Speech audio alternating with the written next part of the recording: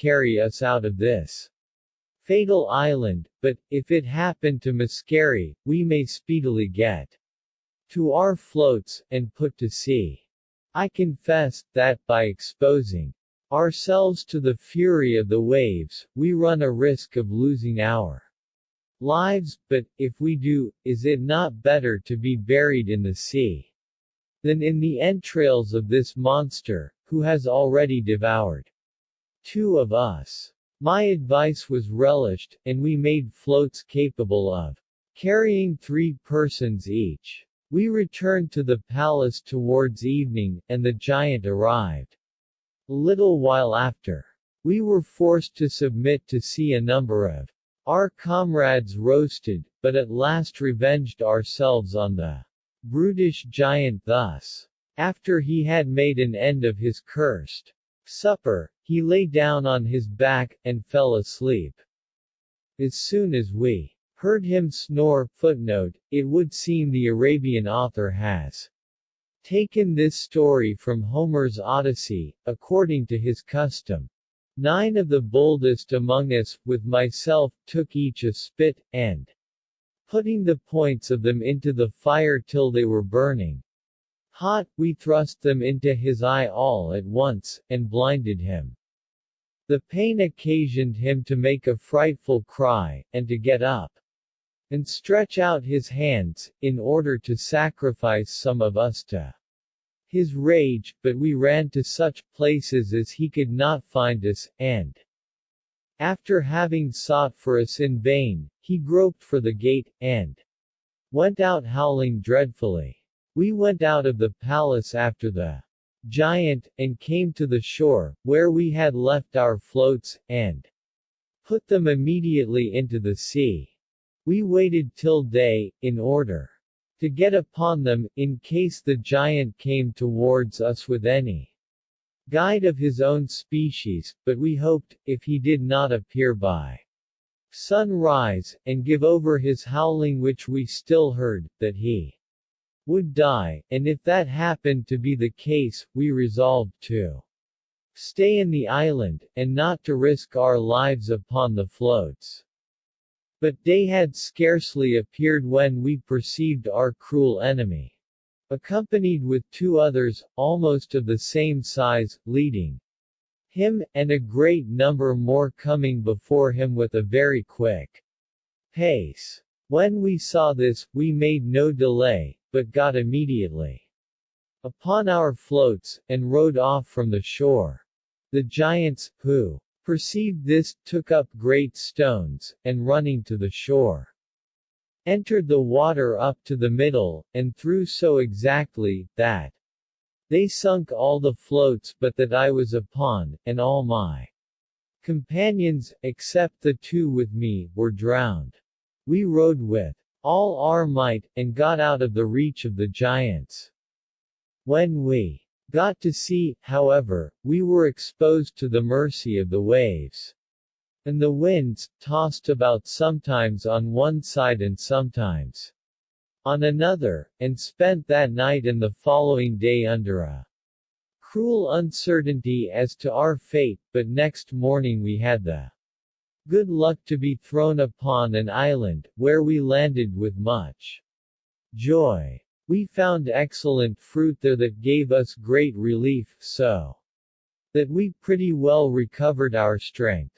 In the evening we fell asleep on the bank of the sea, but were awaked by the noise of a serpent as long as a palm tree, whose scales made a rustling as he creeped along. He swallowed up one of my comrades.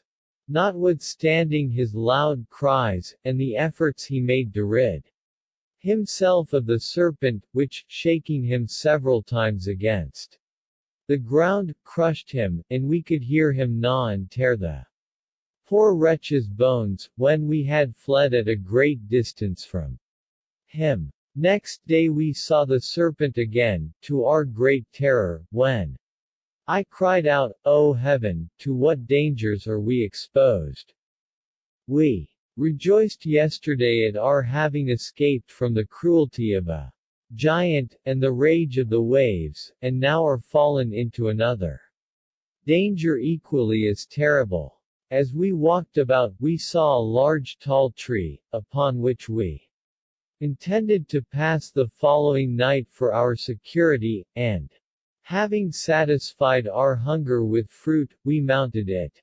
Accordingly, a little while after, the serpent came hissing to the root of the tree, raised itself up against the trunk of it, and meeting with my comrade, who sat lower than I, swallowed him at once, and went off. I stayed upon the tree till it was day, and then came down, more like a dead man than one alive, expecting the same fate with my two companions. This filled me with horror, so that I was going to throw myself into the sea, but as nature prompts us to a desire to live as long as we can, I withstood this temptation to despair, and submitted myself to the will of God, who disposes of our lives at pleasure. In the meantime I gathered together a quantity of small wood, brambles, and dry thorns, and making them up into faggots, made a great circle with them round the tree, and tied some of them to the branches over my head. Having done this, when the evening came, I shut myself up within the circle, with this melancholy piece of satisfaction, that I had neglected nothing which could preserve me from the cruel destiny with which I was threatened. The serpent failed not to come at the usual hour, and went round the tree, seeking for an opportunity to devour me, but was prevented by the rampart I had made, so that he sat till day, like a cat watching in vain for a mouse, that has retired to a place of safety. When day appeared, he retired, but I dared not leave my fort until the sun rose. I was fatigued with the toil he had put me to, and suffered so much by his poisonous breath that death seemed more eligible to me than the horror of such a condition. I came down from the tree and, not thinking on the resignation I had made to the will of God the preceding day, I ran towards the sea with a design to throw myself headlong into it. God took compassion on my desperate state, for, just as I was going to throw myself into the sea, I perceived a ship at a considerable distance. I called as loud as I could, and taking the linen from my turban, displayed it so as they might observe me. This had the desired effect. The crew perceived me, and the captain sent me his boat.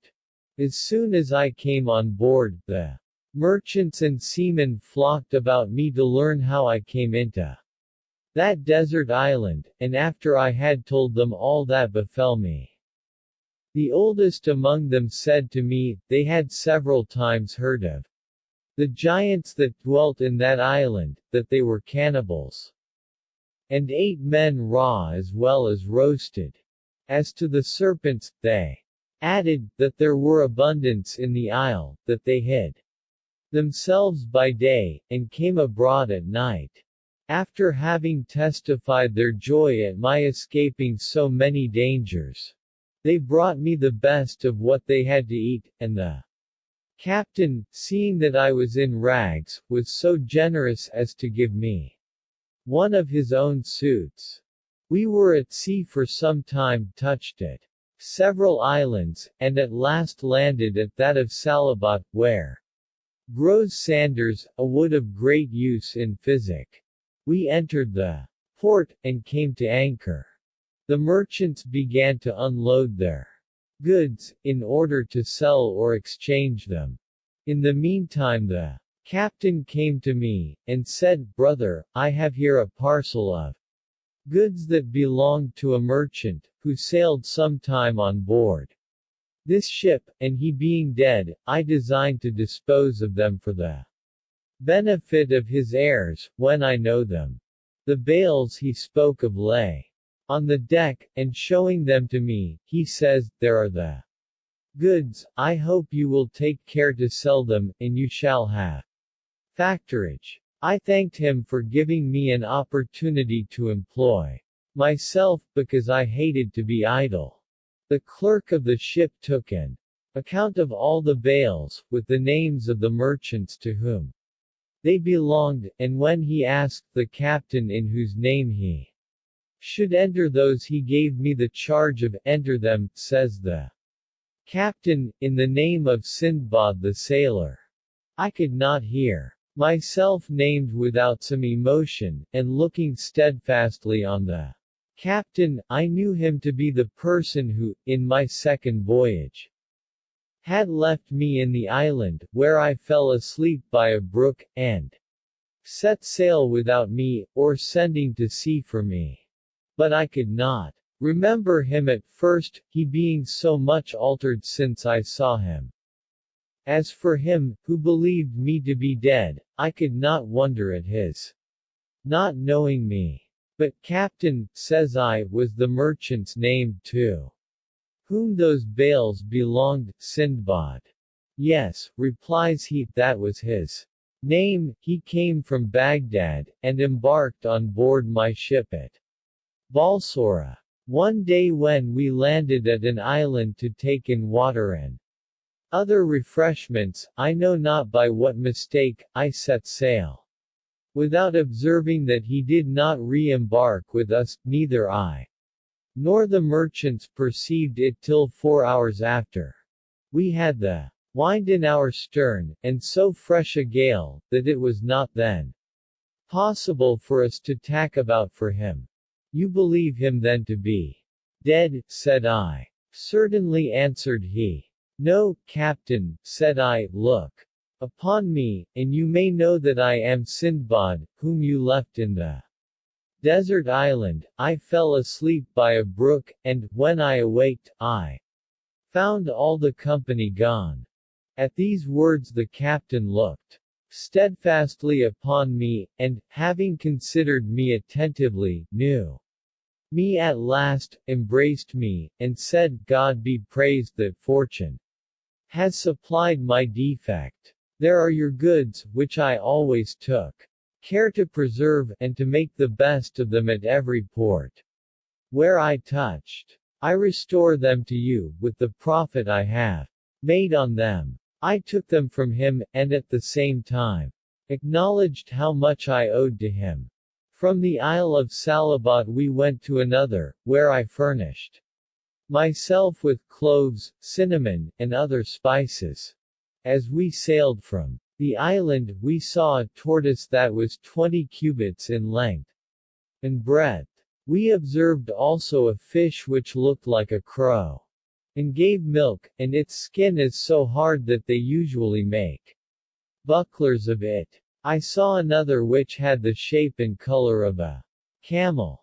In short, after a long voyage, I arrived at Balsora, and from thence returned to this city of Baghdad, with so great riches, that I knew not what I had.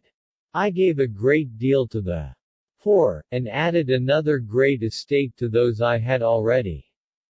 Thus Sindbad finished the history of his third voyage, gave another 100 sequins to Hindbad, and invited him to dinner next day, to hear the history of his fourth voyage.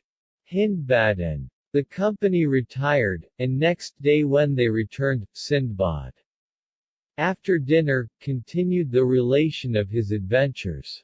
The fourth voyage of Sindbad the sailor. The pleasure, says he, and the divertisements I took after my third voyage, had not charms enough to divert me from another. I was again prevailed upon by my passion for traffic, and curiosity to see new things. I therefore put my affairs in order, and, having provided a stock of goods fit for the places I designed to trade, I set out on my journey. I took the way of Persia, of which I traveled several provinces, and then arrived at a port, where I embarked. We set sail, and having touched at several ports of terra firma, and some of the eastern islands, we put out to sea, and were seized by such a sudden gust of wind, as obliged the captain to furl his sails, and to take all other necessary precautions, to prevent the danger that threatened us, but all was in vain, our endeavors took no effect, the sails were torn in 1,000 pieces, and the ship was stranded, so that a great many of the merchants and seamen were drowned, and the cargo lost. I had the good fortune, with several of the merchants and mariners, to get a plank, and we were carried by the current to an island which lay before us. There we found fruit and fountain water, which preserved our lives. We stayed all night near the place where the sea cast us ashore, without consulting what we should do, our misfortune having dispirited us so much. Next morning, as soon as the sun was up, we walked from the shore, and, advancing into the island, saw some houses to which we went, and as soon as we came thither, we were encompassed by a great number of blacks, who seized us, shared us amongst them, and carried us to their respective habitations. I, and 5 of my comrades, were carried to one place, they made us sit down immediately, and gave us a certain herb, which they made signs for us to eat. My comrades, not taking notice that the blacks ate none of it themselves, consulted only the satisfying their own hunger, and fell to eating with greediness. But I, suspecting some trick, would not so much as taste it, which happened well for me, for in a little time after I perceived my companions had lost their senses, and that when they spoke to me, they knew not what they said.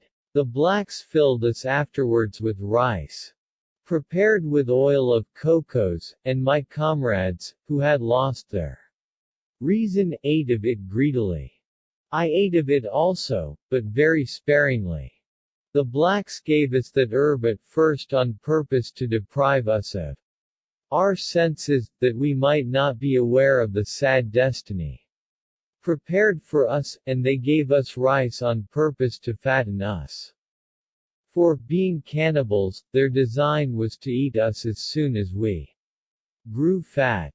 They accordingly ate my comrades, who were not sensible of their condition, but my senses being entire, you may easily guess, gentlemen, that instead of growing fat, like the rest, I grew leaner every day.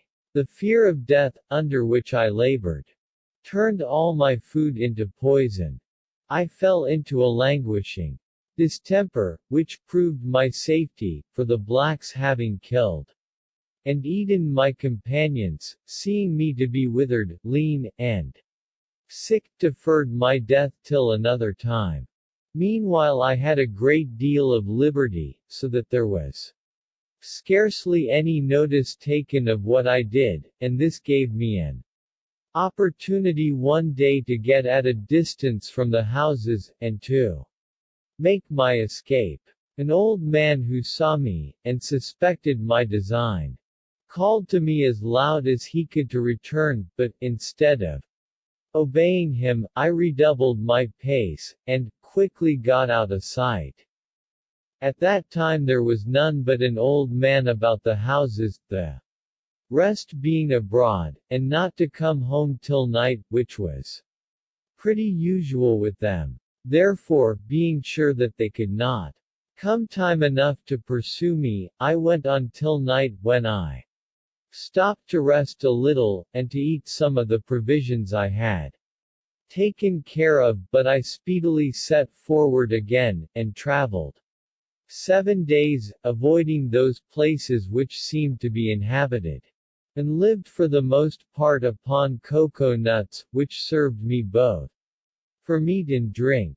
On the 8th day I came near the sea, and saw all of a sudden white people like myself gathering pepper, of which there was great plenty in that place. This I took to be a good omen, and went to them without any scruple.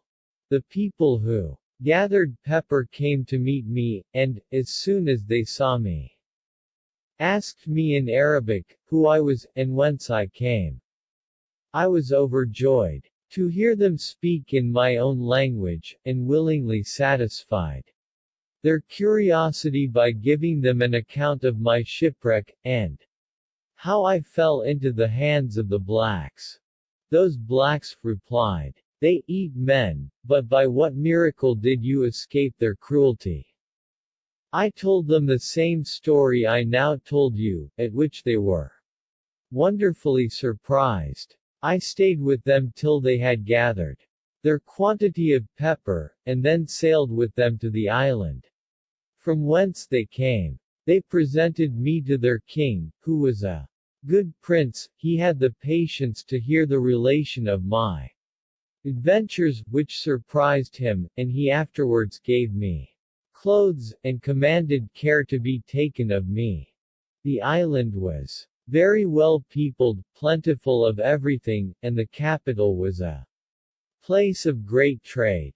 This agreeable place of retreat was very comfortable to me after my misfortune, and the kindness of this generous prince towards me completed my satisfaction. In a word, there was not a person more in favor with him than myself, and by consequence every man in court and city sought how to oblige me, so that in a very little time I was looked upon rather as a native than a stranger. I observed one thing which to me appeared very extraordinary. All the people, the king himself not excepted, rode their horses without bridles or stirrups. This made me one day take the liberty to ask the king how that came to pass. His Majesty answered, that I talked to him of things which nobody knew the use of in his dominions. I went immediately to a workman, and gave him a model for making the stock of a saddle. When that was done, I covered it myself with velvet and leather, and embroidered it with gold. I afterwards went to a locksmith, who made me a bridle according to the pattern I showed him, and then he also made me some stirrups. When I had all things completed, I presented them to the king, and put them upon one of his horses. His Majesty mounted immediately, and was so mightily pleased with them, that he testified his satisfaction by large presents to me. I could not avoid making several others for his ministers and principal officers of his household, who all of them made me presents that enriched me in a little time.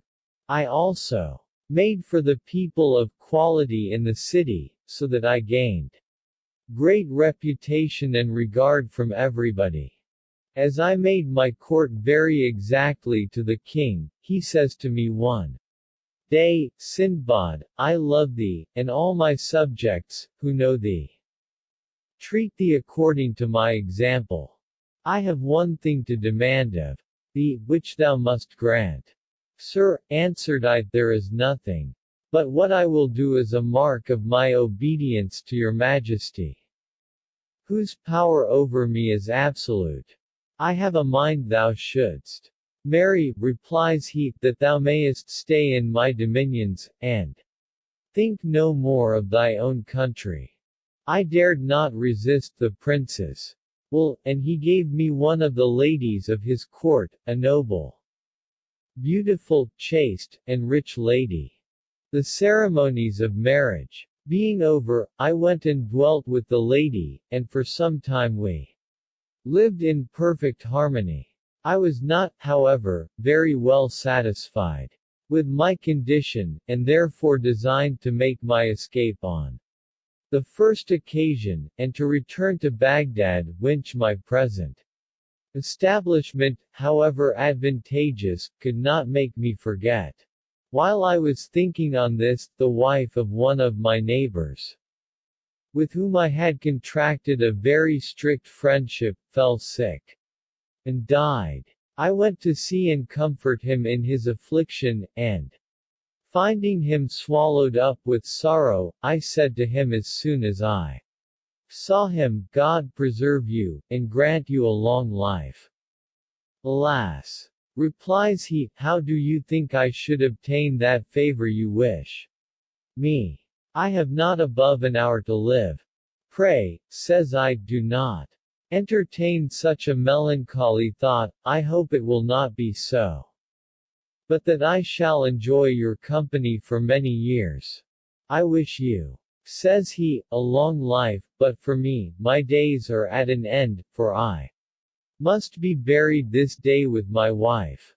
This is a law which our ancestors established in this land, and always observed it inviolably. The living husband is interred with the dead wife, and the living wife with the dead husband. Nothing can save me. Every one must submit to this law. While he was entertaining me with an account of this barbarous custom, the very hearing of which frightened me cruelly, his kindred, friends, and neighbors came in a body to assist at the funeral. They put on the corpse the woman's richest apparel, as if it had been her wedding day, and dressed her with all her jewels, then they put her into an open coffin, and, lifting it up, began their march to the place of burial. The husband walked at the head of the company, and followed the corpse. They went up to an high mountain, and, when they came thither, took up a great stone, which covered the mouth of a very deep pit, and let down the corpse with all its apparel and jewels. Then the husband, embracing his kindred and friends, suffered himself to be put into another open coffin without resistance, with a pot of water and 7 little loaves, and was let down in the same manner as his wife. The mountain was pretty long, and reached to the sea. The ceremony being over, they covered the whole again with the stone, and returned. It is needless, gentlemen, for me to tell you that I was the only melancholy spectator of this funeral, whereas the rest were scarcely moved at it, the thing being customary to them. I could not forbear speaking my thoughts of this matter to the king, sir. Says I cannot enough admire the strange custom in this country of burying the living with the dead. I have been a great traveler, and seen many countries, but never heard of so cruel a law. What do you mean, Sindbad? Says the king, it is a common law. I shall be interred with the queen my wife, if she die first. But, sir, says I, may I presume to demand of your majesty, if strangers be obliged to observe this law? Without doubt. Replies the king, smiling at the occasion of my question, they are not exempted, if they be married in this island. I went home, very melancholy at this answer, from fear of my wife dying first, and lest I should be interred alive with her, which occasioned me very mortifying reflections. But there was no remedy, I must have patience, and submit to the will of God. I trembled, however, at every little indisposition of my wife, but, alas! In a little time my fears came upon me all at once, for she fell sick, and died in a few days. You may judge of my sorrow, to be interred alive seemed to me as deplorable an end as to be devoured by cannibals. But I must submit, the king and all his court would honor the funeral with their presence, and the most considerable people of the city would do the like. When all was ready for the ceremony, the corpse was put into a coffin, with all the jewels and magnificent apparel. The cavalcade was begun, and, as second Actor in this doleful tragedy, I went next the corpse, with my eyes full of tears, bewailing my deplorable fate. Before I came to the mountain, I made an essay on the minds of the spectators.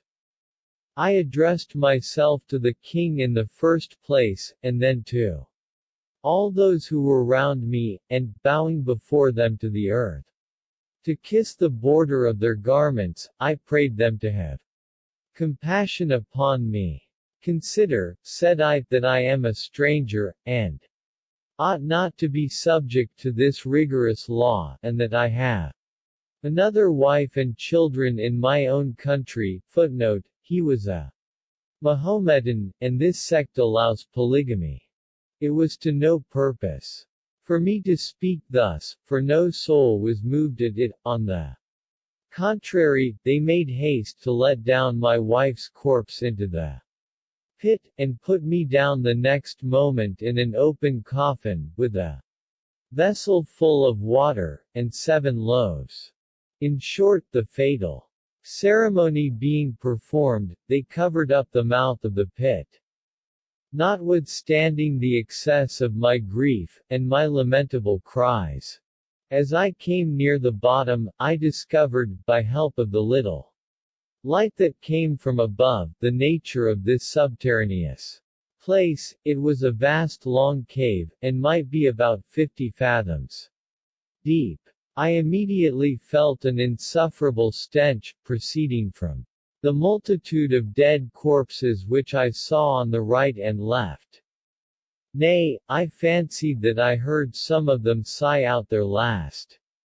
However, when I got down, I immediately left my coffin, and, getting at a distance from the corpse, held my nose, and lay down upon the ground, where I stayed a long time, bathed in tears. Then, reflecting upon my sad lot, it is true, said I, that God disposes all things according to the decrees of his providence, but, poor Sindbad, art not thou thyself the cause of being brought to die so strange a death? Would to God thou hadst perished in some of those tempests which thou hast escaped, then thy death would not have been so lingering and terrible in all its circumstances. But thou hast drawn all this upon thyself by thy cursed avarice. Ah! Unfortunate wretch! Shouldst thou not rather have stayed at home, and quietly enjoyed the fruits of thy labor? Such were the vain complaints with which I made the cave to echo, beating my head and stomach out of rage and despair, and abandoning myself to the most afflicting thoughts. Nevertheless, I must tell you, that instead of calling death to my assistance, in that miserable condition, I felt still an inclination to live, and to do all I could to prolong my days. I went groping about, with my nose stopped, for the bread and water that was in my coffin, and took some of it. Though the darkness of the cave was so great that I could not distinguish day and night, yet I always found my coffin again, and the cave seemed to be more spacious and fuller of corpses than it appeared to be at first.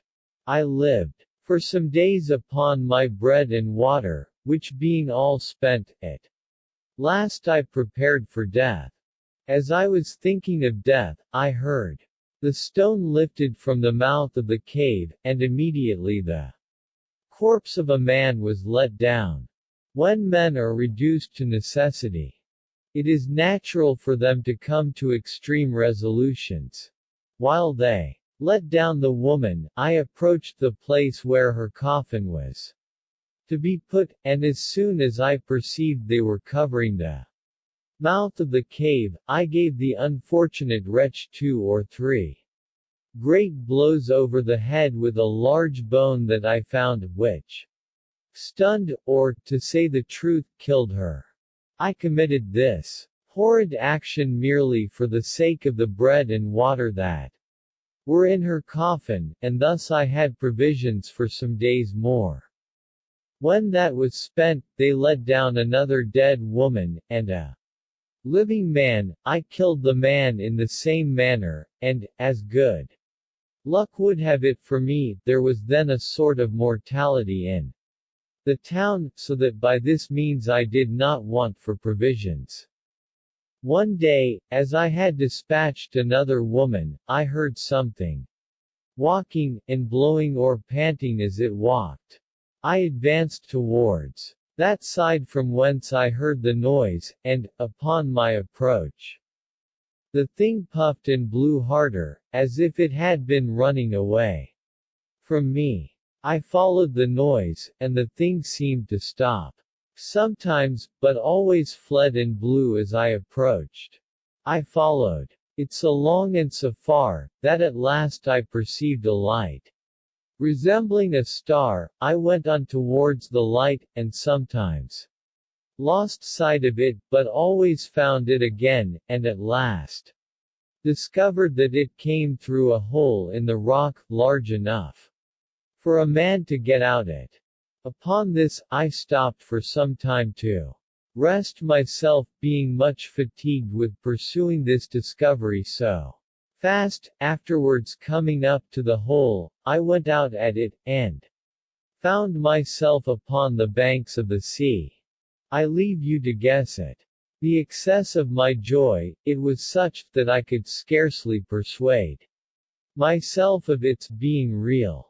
But when I recovered from my surprise, and was convinced of the truth of the matter, I found the thing which I had followed, and heard puff and blow, to be a creature which came out of the sea, and was accustomed to enter at that hole to feed upon the dead carcasses. I considered the mountain, and perceived it to be situate betwixt the sea and the town, but without any passage or way to communicate with the latter, the rocks on the side of the sea being rugged and steep. I fell down upon the shore to thank God for his mercy, and afterwards entered the cave again to fetch bread and water, which I did by daylight, with a better appetite than I had done since my interment in the dark hole. I returned thither again, and groped about among the biers for all the diamonds, rubies, pearls, gold, bracelets, and rich stuffs I could find. These I brought to the shore, and tying them up neatly into bales with the cords that let down the coffins, I laid them together upon the bank, waiting till some ship passed by, without any fear of rain, for it was not then the season. After 2 or 3 days, I perceived a ship that had but just come out of the harbor, and passed near the place where I was. I made signs with the linen of my turban, and called to them. As loud as I could, they heard me, and sent a boat to bring me on board. When the mariners asked by what misfortune I came thither, I told them that I suffered shipwreck 2 days ago, and made shift to get ashore with the goods they saw. It was happy for me that these people did not consider the place where I was, nor inquire into the probability of what I told them, but, without any more ado, took me on board with my goods. When I came to the ship, the captain was so well pleased to have saved me, and so much taken up with his own affairs, that he also took the story of my pretended shipwreck upon trust, and generously refused some jewels which I offered him. We passed by several islands, and, among others, that called the Isle of Bells, about 10 days' sail from Serendib, with a regular wind, and 6 from that of Keela, where we landed. This island produces lead mines, Indian canes, and excellent camphire. The king of the Isle of Keela is very rich and potent, and the Isle of Bells, footnote, now Ceylon, which is about 2 days' journey in extent, is also subject to him. The inhabitants are so barbarous that they still eat human flesh. After we had finished our commerce in that island, we put to sea again, and touched at several other ports, and at last arrived happily at Baghdad with infinite riches, of which it is needless to trouble you with the detail. Out of thankfulness to God for His mercies, I gave great alms for the entertainment of several mosques, and for the subsistence of the poor, and employed myself wholly in enjoying my kindred and friends, making good cheer with them. Here Sindbad finished the relation of his fourth voyage, which was more surprising to the company than all the three former. He gave a new present of 100 sequins to Hindbad, whom he prayed to return next day at the same hour to dine with him, and to hear the story of his fifth voyage. Hindbad and the rest of his guests took leave of him, and retired. Next day, when all met, they sat down at table, and when dinner was over, Sindbad began the relation of his fifth voyage. The fifth voyage of Sindbad the sailor. The pleasures I enjoyed had charms enough again to make me forget all the troubles and calamities I had undergone, without curing me of my inclination to make new voyages. Therefore I bought goods, ordered them to be packed and loaded, and set out with them for the best sea ports, and there, that I might not be obliged to depend upon a captain, but have a ship at my own command. I stayed till one was built on purpose at my own charge. When the ship was ready, I went on board with my goods, but not having enough to load her, I took on board several merchants of different nations with their merchandise. We sailed with the first fair wind, and, after a long navigation, the first place we touched at was a desert island, where we found the egg of a rock, equal in bigness to that I formerly mentioned. There was a young rock in it just ready to be hatched, and the bill of it began to appear. The merchants whom I had taken on board my ship, and who landed with me, broke the egg with hatches, and made a hole in it, from whence they pulled out the young rock, piece after piece, and roasted it. I had earnestly dissuaded them from meddling with the egg, but they would not listen to me. Scarcely had they made an end of their treat, when there appeared in the air, at a considerable distance from us, two great clouds. The captain, whom I hired to sail my ship, knowing by experience what it meant, cried that it was the he and the she rock that belonged to the young one, and pressed us to re-embark with all speed, to prevent the misfortune which he saw would otherwise befall us. We made haste to do so, and set sail with all possible diligence. In the meantime the two rocks approached with a frightful noise, which they redoubled when they saw the egg broken, and their young one gone. But, having a mind to avenge themselves, they flew back towards the place from whence they came, and disappeared for some time, while we made all the sail we could to prevent that which unhappily befell us. They returned, and we observed that each of them carried between their talons stones, or rather rocks, of a monstrous size. When they came directly over my ship, they hovered, and one of them let fall a stone. But, by the dexterity of the steersman, who turned the ship with the rudder, it missed us, and falling by the side of the ship into the sea, divided the water so that we could almost see to the bottom. The other rock, to our misfortune, threw the stone so exactly upon the middle of the ship, that it split it in 1,000 pieces. The mariners and passengers were all killed by the stone, or sunk. I myself had the last fate, but as I came up Again, I caught hold, by good fortune, of a piece of the wreck.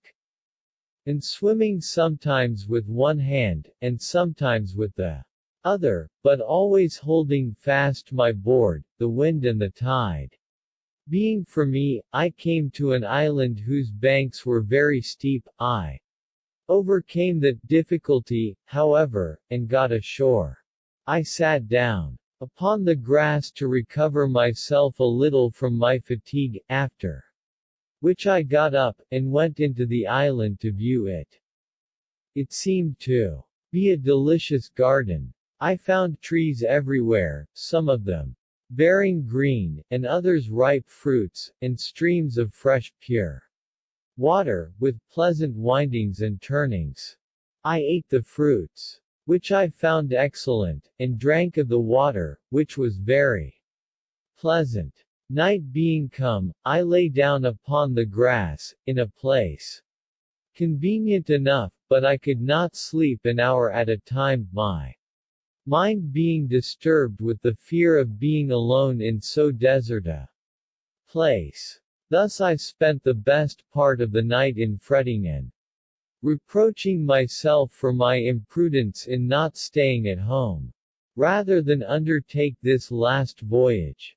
These reflections carried me so far, that I began to form a design against my own life, but daylight dispersed those melancholy thoughts, and I got up and walked among the trees, but not without apprehensions of danger. When I was a little advanced into the island, I saw an old man, who seemed very weak and feeble. He sat upon the banks of a stream, and at first I took him to be one who had been shipwrecked like myself. I went towards him, and saluted him, but he only bowed his head a little. I asked him what he did there. But instead of answering me, he made a sign for me to take him upon my back, and carry him over the brook, signifying that it was to gather fruit. I believed him really to stand in need of help, so I took him upon my back, and having carried him over, bid him get down, and, for that end, stooped, that he might get off with ease, but, instead of that, he, who to me appeared very decrepit, clasped his legs nimbly about my neck, when I perceived his skin to be like that of a cow.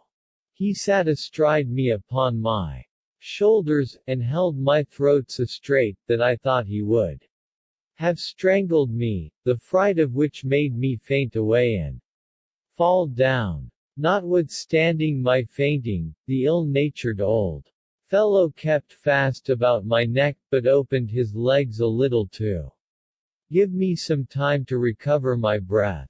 When I had done so, he thrust one of his feet against my stomach, and struck me so rudely on the side with the other, that he forced me to rise up against my will. Having got up, he made me walk up under the trees, and forced me now and then to stop to gather and eat such fruits as we found. He never left me all day, and when I lay down to rest me by night, he laid himself down by me, holding always fast about my neck. Every morning he pushed me to make me awake, and afterwards obliged me to get up and walk, and pressed me with his feet. You may judge then, gentlemen, what trouble I was in. To be charged with such a burden as I could no ways rid myself from. One day I found in my way several dry calabashes that had fallen from a tree. I took a large one, and, after cleaning it, pressed into it some juice of grapes, which abounded in the island. Having filled the calabash, I set it in a convenient place, and, coming hither again some days after, I took up the calabash, and, setting it to my mouth, found the wine to be so good, that it made me presently not only forget my sorrow, but I grew vigorous, and was so light-hearted, that I began to sing and dance as I walked along. The old man, perceiving the effect which this drink had upon me, and that I carried him with more ease than I did before, made a sign for me to give him the calabash, and the liquor pleasing his palate, he drank it all off. There being enough of it to stupefy him, he became drunk immediately, and the fumes getting into his head, he began to sing after his manner, and to dance with his breech upon my shoulders. His jolting made him vomit, and he loosened his legs from me by degrees, so that, finding he did not press me as before, I threw him upon the ground, where he lay without motion, when I took up a great stone, with which I crushed his head to pieces. I was extremely rejoiced to be freed thus forever from this cursed old fellow, and walked upon the bank of the sea, where I met the crew of a ship that had cast anchor to take in water and refresh themselves. They were extremely surprised to see me, and to hear the particulars of my adventures. You fell, said they, into the hands of the old man of the sea, and are the first that ever escaped strangling by him.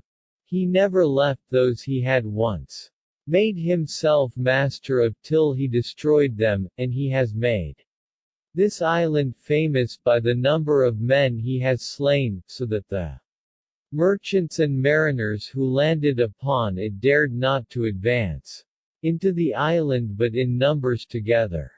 After having informed me of those things, they carried me with them to the ship. The captain received me with great satisfaction when they told him what had befallen me. He put out again to sea, and, after some days' sail, we arrived at the harbor of a great city, the houses of which were built with good stone. One of the merchants of the ship, who had taken me into his friendship, obliged me to go along with him, and carried me to a place appointed as a retreat for foreign merchants. He gave me a great bag, and having recommended me to some people of the town, who used to gather cocoas, he desired them to take me with them to do the like. Go, says he, follow them, and do as you see them do, and do not separate from them, otherwise you endanger your life. Having thus spoken, he gave me provisions for the journey, and I went with them. We came to a great forest of trees, extremely straight and tall, the trunks of which were so smooth that it was not possible for any man to climb up the branches that bore the fruit. All the trees were cocoa ones, and when we entered the forest, we saw a great number of apes of several sizes, that fled as soon as they perceived us, climbing up to the tops of the trees with surprising swiftness. The merchants with whom I was, gathered stones, and threw them at the apes on the tops of the trees. I did the same, and the apes, out of revenge, threw cocoa nuts at us so fast, and with such gestures, as sufficiently testified their anger and resentment. We gathered up the cocoas, and from time to time threw stones to provoke the apes, so that, by this stratagem, we filled our bags with cocoa nuts, which it had been impossible for us to have done otherwise. When we had gathered our number, we returned to the city, where the merchant who sent me to the forest gave me the value of the cocoas I brought. Go on, says he, and do the like every day, until you have got money enough to carry you home. I thanked him for his good advice, and insensibly gathered together as many cocoas as amounted to a considerable sum. The vessel in which I arrived sailed with the merchants, who loaded her with cocoas. I expected the arrival of another, which landed speedily for the like loading. I embarked on board the same all the cocoas that belonged to me, and when she was ready, To sail, I went and took leave of the merchant who had been so kind to me, but he could not embark with me, because he had not finished his affairs. We set sail towards those islands where pepper grows in great plenty. From thence we went to the Isle of Kamari. Footnote: this island, or peninsula, ends at the Cape, which we now call Cape Comorin.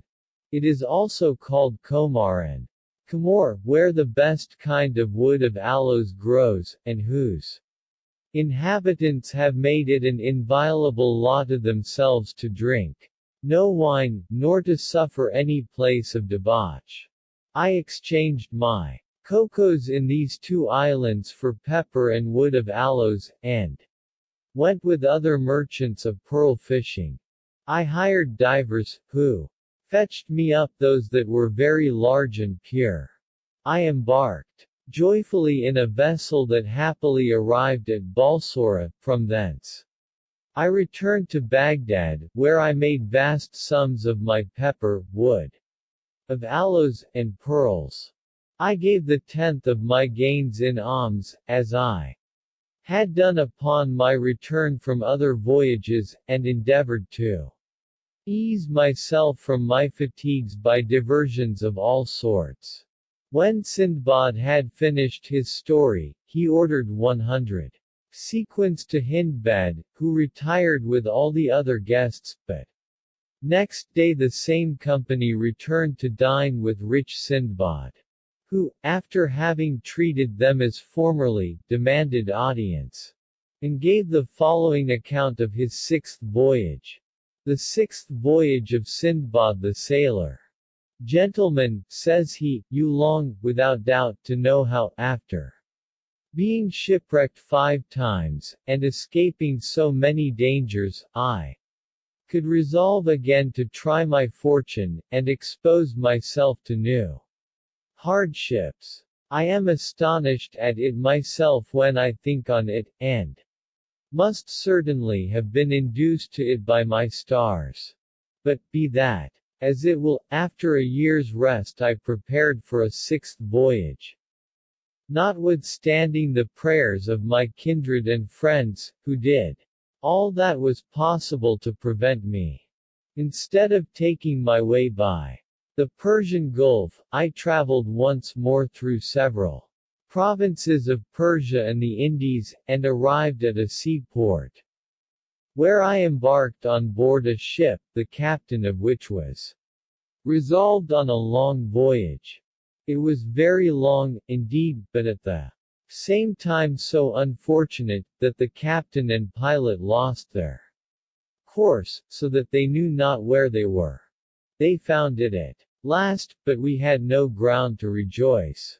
We were all seized with extraordinary fear, when we saw the captain quit his post, and cry out. He threw off his turban, pulled the hair off his beard, and beat his head like a madman.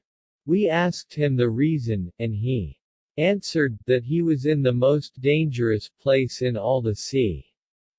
A rapid current carries the ship along with it, and we shall all perish in less than a quarter of an hour. Pray to God to deliver us from this danger. We cannot escape it, if he do not take pity on us. At these words he ordered the sails to be changed, but all the ropes broke, and the ship, without any possibility of helping it, was carried by the current to the foot of an inaccessible mountain, where she was run ashore, and broken to pieces, yet so as we saved our lives, our provisions, and the best of our goods.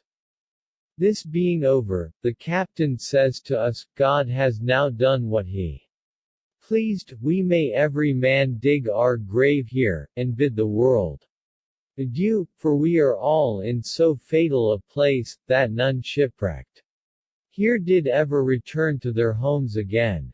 His discourse afflicted us mortally, and we embraced one another with tears in our eyes, bewailing our deplorable lot.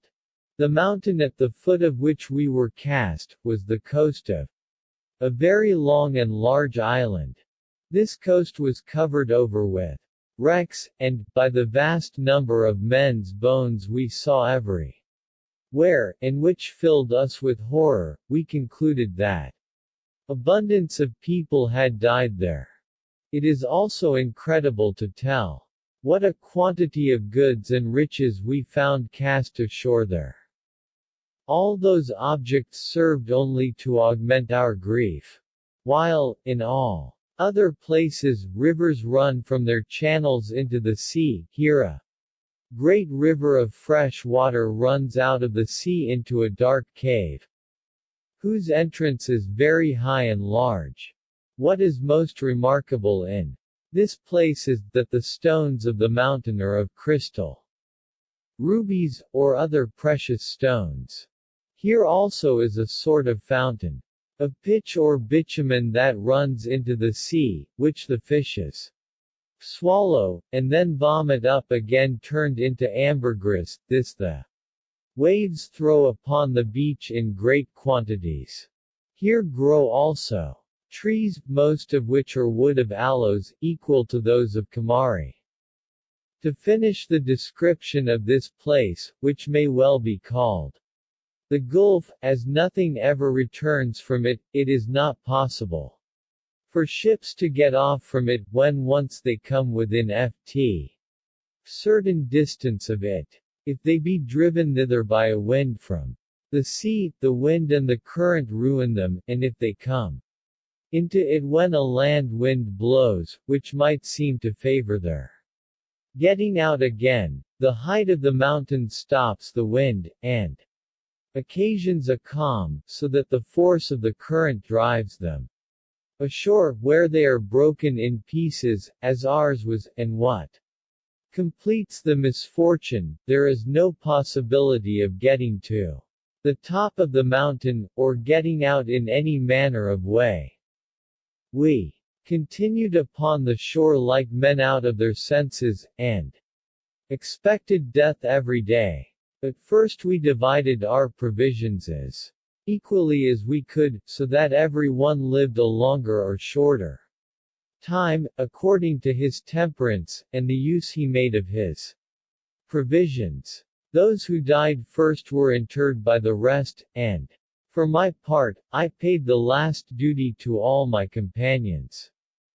Nor need you wonder at this, for, besides that I husbanded the provision that fell to my share better than they, I had provisions of my own which I did not share with my comrades, yet, when I buried the last, I had so little remaining, that I thought it could not hold out long, so I dug a grave, resolving to lie down in it, because there was none left alive to inter me.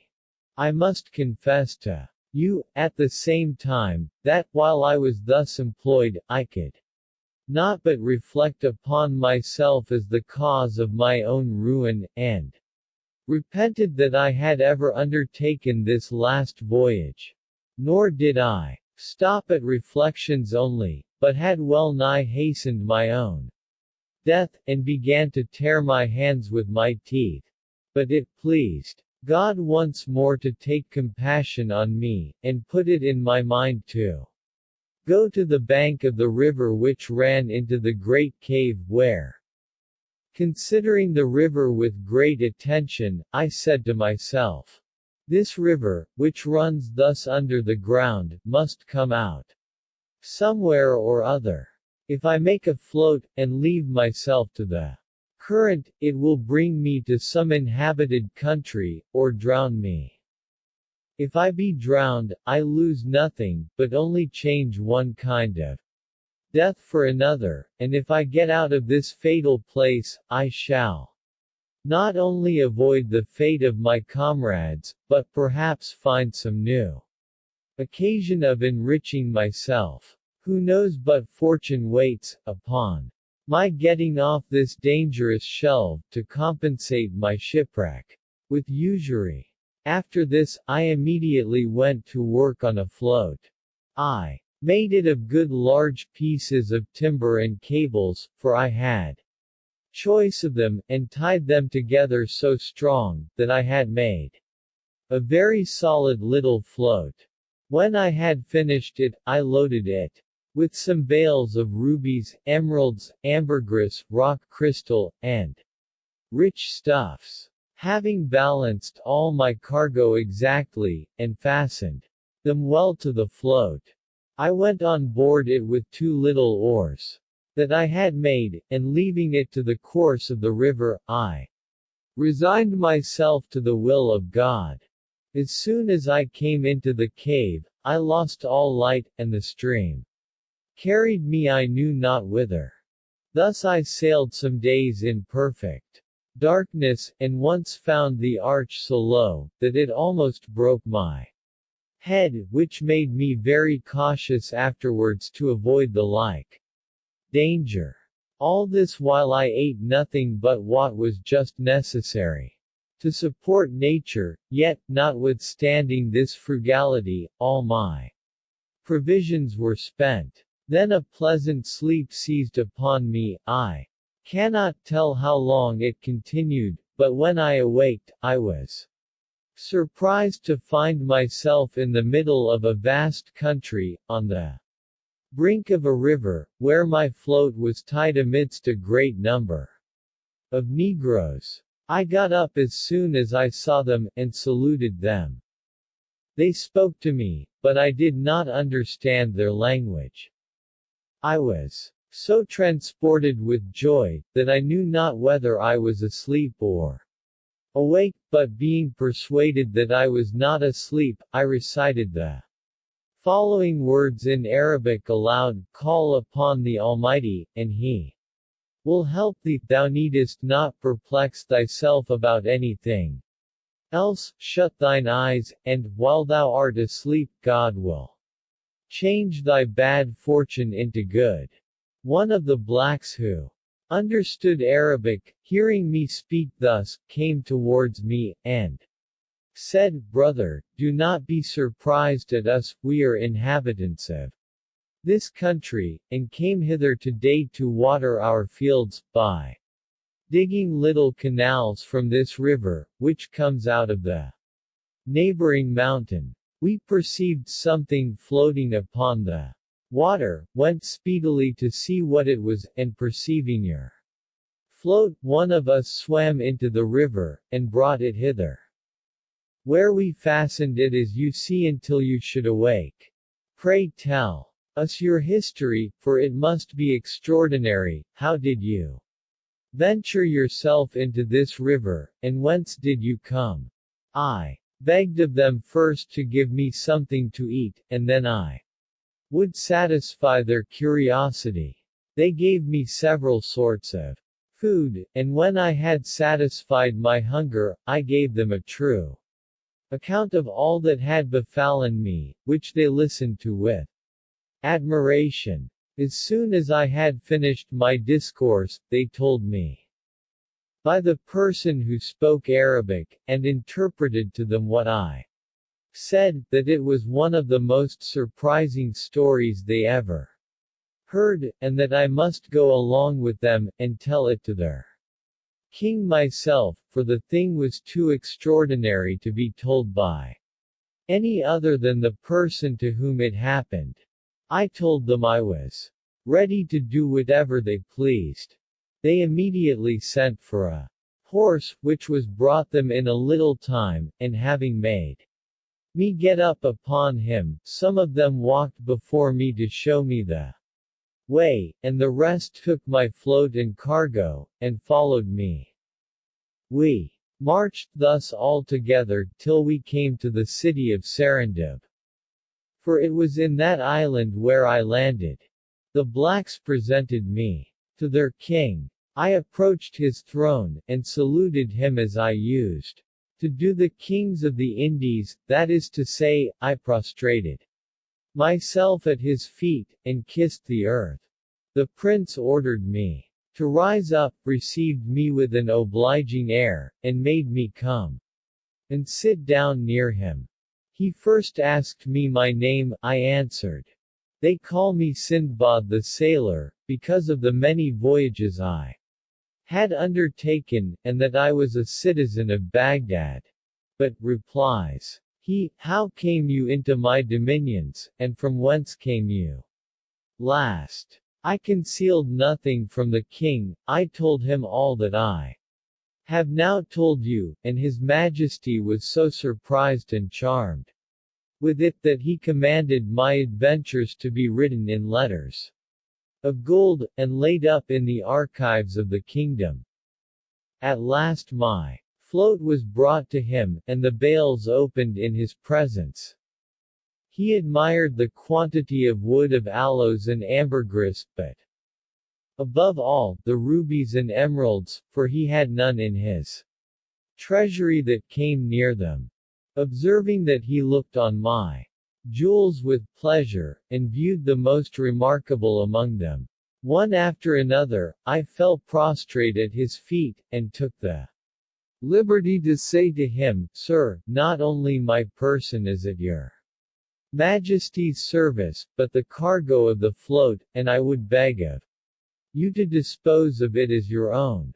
He answered me with a smile, Sindbad, I will take care not to covet anything of yours, nor to take anything from you that God has given you, far from lessening your wealth, I design to augment it, and will not let you go out of my dominions without marks of my liberality. All the answer I returned was by praying for the prosperity of the prince, and commendations of his generosity and bounty. He charged one of his officers to take care of me, and ordered people to serve me at his own charge. The officer was very faithful in the execution of his orders, and made all the goods to be carried to the lodgings provided for me. I went every day at a set hour to make my court to the king, and spent the rest of my time in seeing the city, and what was most worthy of my curiosity. The Isle of Serendib, footnote, geographers place it on this side of the line, in the first climate, is situate just under the equinoctial line, so that the days and nights there are always 12 hours each, and the island is 80. Footnote, the eastern geographers make a parasang longer than a French league. Parasangs in length, and as many in breadth. The capital city stands in the middle of a fine valley formed by a mountain, in the middle of the island, which is the highest in the world. It is seen 3 days' sail off at sea. There are rubies and several sorts of minerals in it, and all the rocks for the most part emerald, a metal-lined stone made use of to cut and smooth other precious stones. Here grow all kinds of rare plants and trees, especially cedars and cocoas. There is also pearl fishing in the mouth of its river, and in some of its valleys there are found diamonds. I made, by way of devotion, a pilgrimage to the place where Adam was confined after his banishment from paradise, and had the curiosity to go to the top of it. When I came back to the city, I prayed the king to allow me to return to my country, which he granted me in the most obliging and honorable manner. He would needs force a rich present upon me, and when I went to take leave of him, he gave me one much more considerable, at the same time charging me with a letter for the commander of the faithful, our sovereign, and said, I pray you give this present from me, and this letter, to Caliph Harun al-Rashid, and assure him of my friendship. I took the present and letter in a very respectful manner, and promised His Majesty punctually to execute the commission with which he was pleased to honor me. Before I embarked, this prince sent to seek for the captain and the merchants who were to go with me, and ordered them to treat me with all possible respect.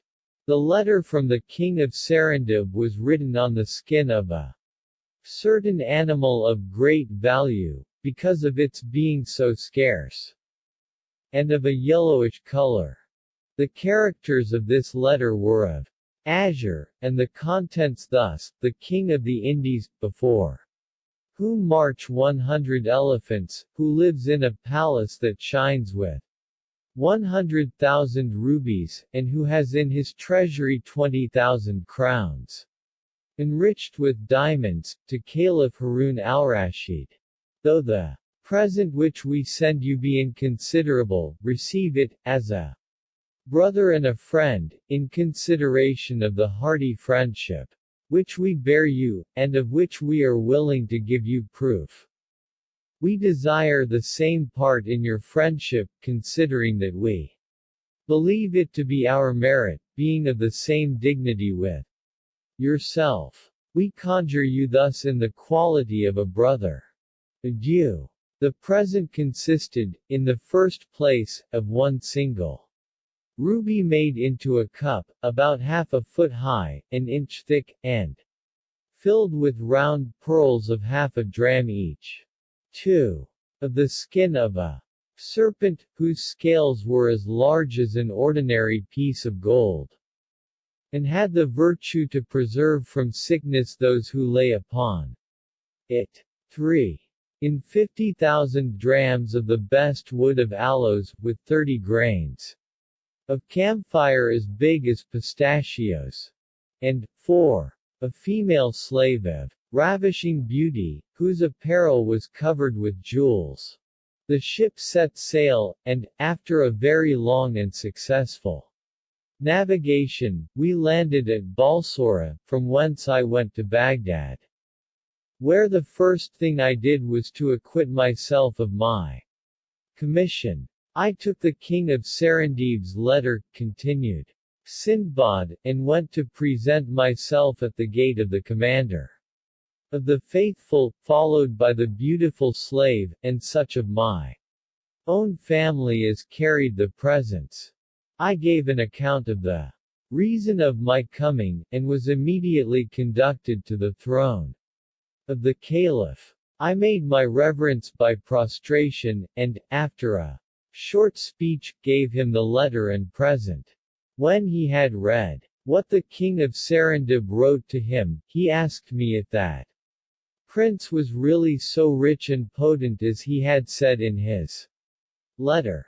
I prostrated myself a second time, and rising again, Commander of the faithful, says I can assure your majesty he does not exceed the truth on that head, I am witness of it.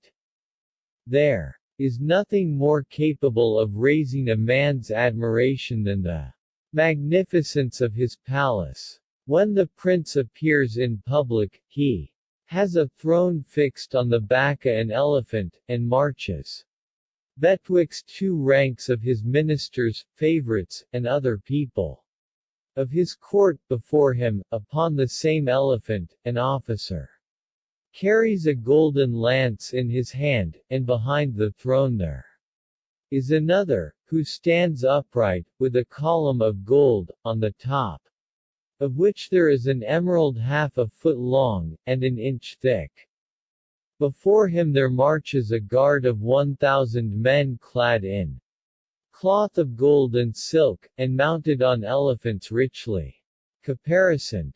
While the king is on his march, the officer who is before him on the same elephant cries, from time to time, with a loud voice, "Behold the great monarch, the potent and redoubtable Sultan of the Indies, whose palace is covered with 100,000 rubies, and who possesses 20,000 crowns of diamonds. Behold the crowned monarch, greater than the great Salima." Footnote. Solomon, and the great Mihraj. Footnote, an ancient king of a great island, of the same name, in the Indies, and much famed among the Arabians for his power and wisdom. After he has pronounced these words, the officer behind the throne cries in his turn, "This monarch, so great and so powerful, must die, must die, must die. And the officer before replies, praise be to him. That lives forever. Further, the king of Serendib is so just that there are no judges in his dominions, his people have no need of them, they understand and observe justice exactly of themselves. The caliph was much pleased with my discourse. The wisdom of that king, says he, appears in his letter, and, after what you tell me, I must confess that his wisdom is worthy of his people, and his people deserve so wise a prince. Having spoken thus, he discharged me, and sent me home with a rich present. Sindbad left off speaking, and his company retired. Hindbad, having first received 100 sequins, and next day they returned to hear the relation of his seventh and last voyage. The seventh and last voyage of Sindbad the sailor. Being returned from my sixth voyage, I absolutely laid aside all thoughts of traveling any further. For, besides that my years did now require rest, I was resolved no more to expose myself to such risks as I had run, so that I thought of nothing but to pass the rest of my days in quiet. One day, as I was treating some of my friends, one of my servants came and told me that an officer of the caliph asked for me. I rose from the table, and went to him. The caliph, says he, has sent me to tell you that he must speak with you. I followed the officer to the palace, where being presented to the caliph, I saluted him by prostrating myself at his feet. Sindbad, says he to me, I stand in need of you, you must do me the service to carry my answer and present to the king of Serendib. It is but just I should return his civility. This command of the caliph to me was like a clap of thunder. Commander of the faithful, replied I am ready to do whatever your majesty shall think fit to command me, but I beseech you most humbly to consider what I have undergone. I have also made a vow never to go out of Baghdad. Hence I took occasion to give him a large and particular account of all my adventures, which he had the patience to hear out.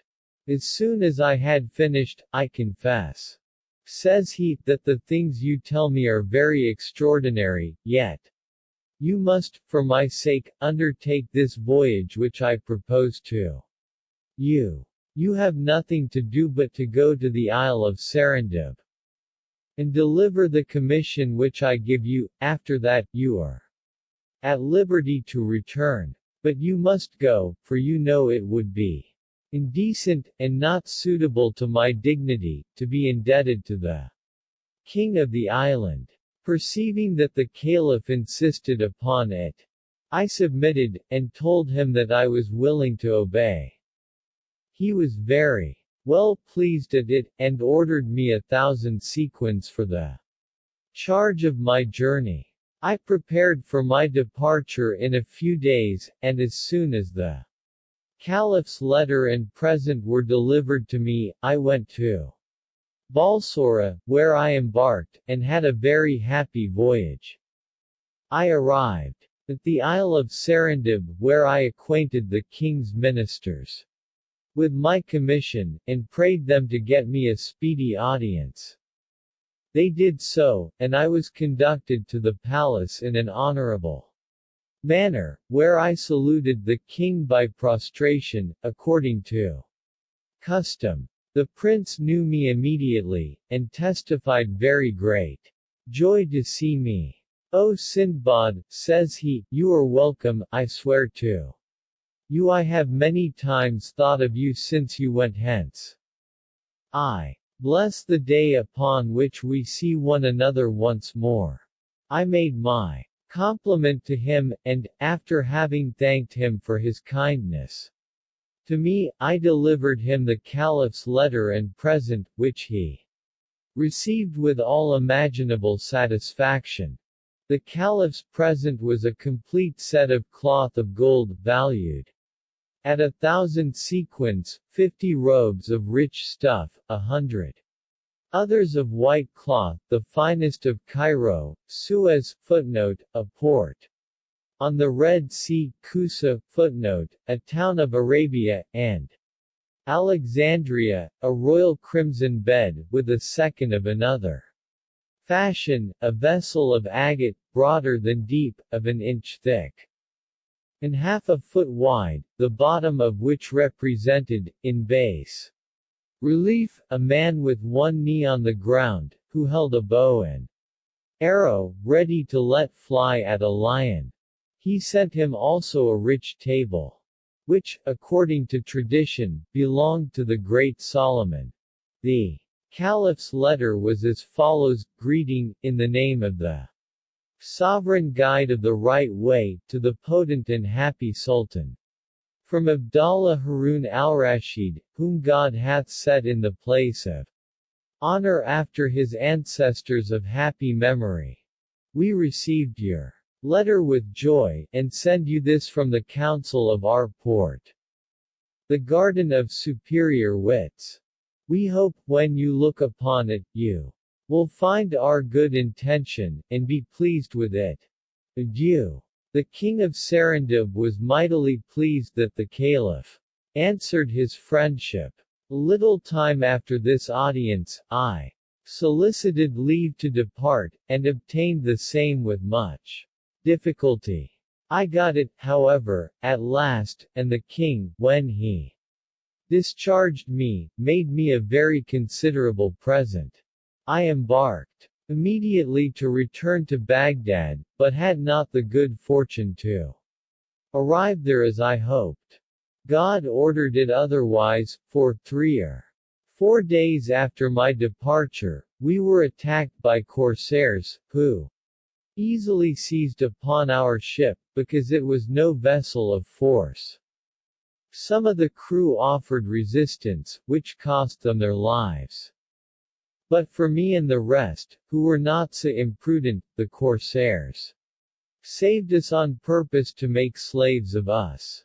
We were all stripped. And, instead of our own clothes, they gave us sorry rags, and carried us into a remote island, where they sold us. I fell into the hands of a rich merchant, who, as soon as he bought me, carried me to his house, treated me well, and clad me handsomely for a slave. Some days after, not knowing who I was, he asked me if I knew any trade. I answered, that I was no mechanic, but a merchant, and that the corsairs, who sold me, robbed me of all I had. But tell me, replies he, can you shoot with a bow? I answered, that the bow was one of the exercises of my youth, and I had not forgotten it. Then he gave me a bow and arrows, and, taking me behind him upon an elephant, carried me to a vast forest some leagues from the town.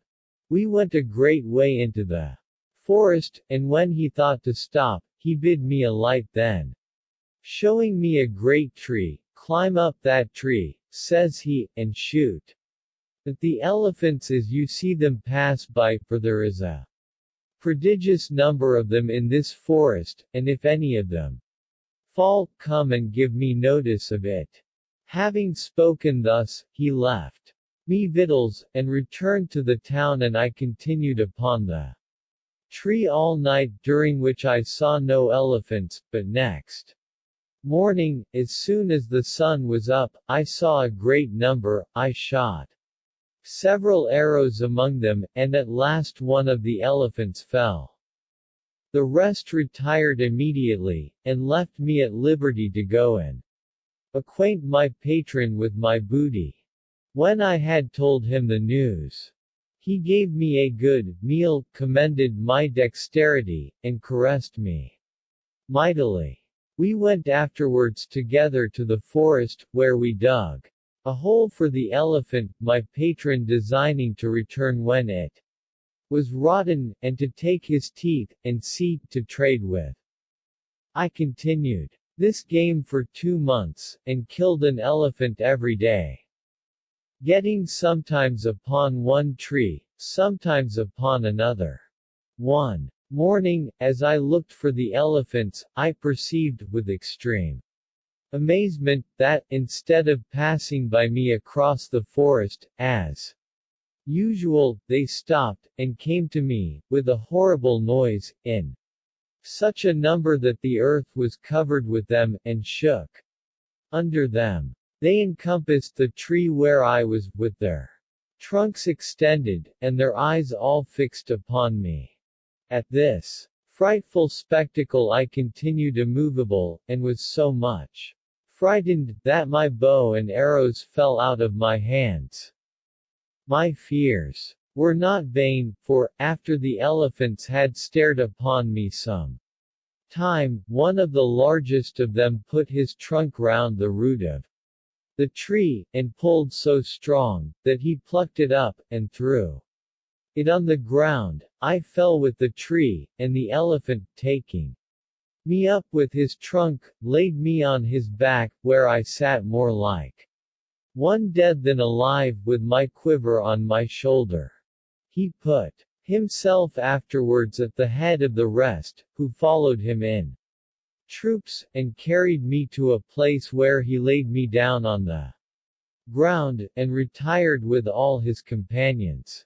Conceive, if you can, the condition I was in. I thought myself to be in a dream. At last, after having lain some time, and seeing the elephants gone, I got up, and found I was upon a long and broad hill, covered all over with the bones and teeth of elephants.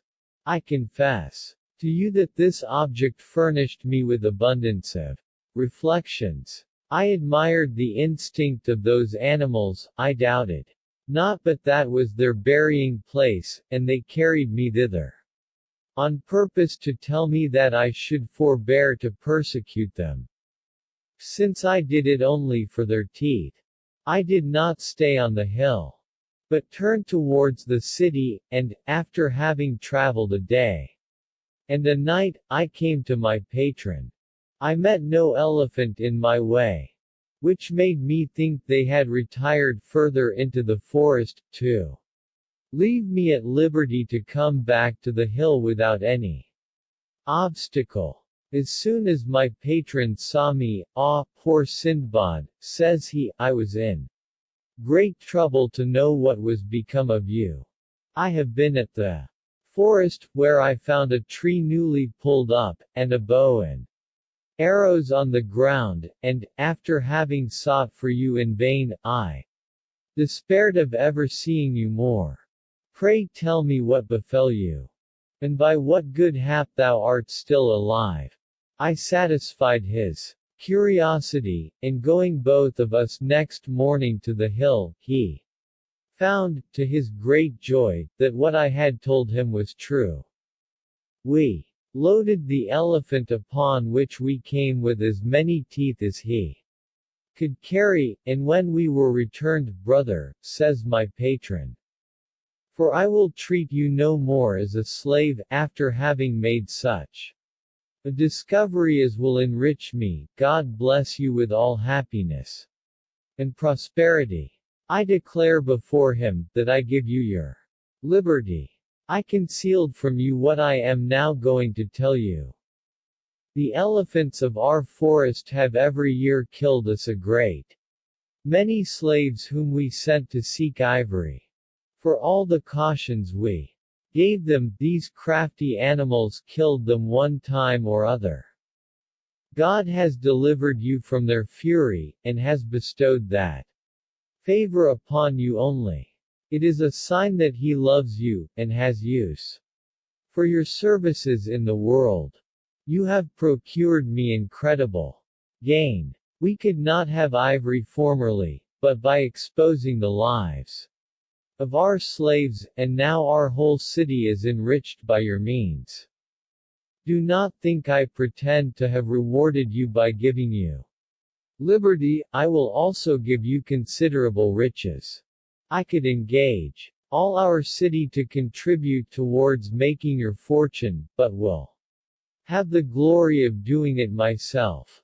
To this obliging discourse, I replied, Patron, God preserve you. Your giving me liberty is enough to discharge what you owe me. And I desire no other reward for the service I have had the good fortune to do to you and your city, but leave to return to my own country. Very well, says he, the Moken, footnote, a regular wind that comes 6 months from the east, and as many from the west, will in a little time bring ships for ivory. I will send you home then, and give you wherewith to bear your charges. I thanked him for my liberty, and his good intention towards me. I stayed with him, expecting the Moken, and during that time we made so many journeys to the hill, that we filled our warehouses with ivory. The other merchants, who traded in it, did the same thing, for it could not be long concealed from them. The ships arrived at last.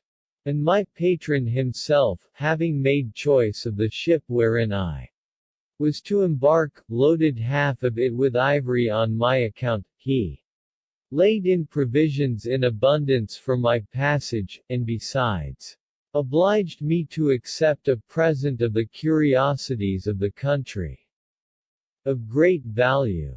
After I had returned him 1,000 thanks for all his favors, I went on board. We set sail, and as the adventure which procured me this liberty was very extraordinary, I had it continually in my thoughts. We stopped at some islands to take in fresh provisions, our vessel being come to a port on the terra firma in the Indies. We touched there, and not being willing to venture by sea to Balsora, I landed my proportion of the ivory, resolving to proceed on my journey by land. I made vast sums of my ivory, bought several rarities which I intended for presents, and, when my equipage was got ready, I set out in company with a large caravan of merchants. I was a long time on the way, and suffered very much, but endured all with patience. When I considered that I had nothing to fear from the seas, from pirates, from serpents, nor of the other perils I had undergone. All these fatigues, however, ended at last, and I came safe to Baghdad. I went immediately to call upon the Caliph, and gave him an account of my embassy. That prince told me he had been uneasy because I was so long of returning, but he always hoped God would preserve me. When I told him the adventure of the elephants, he seemed to be much surprised at it, and would never have given any credit to it, had he not known my sincerity.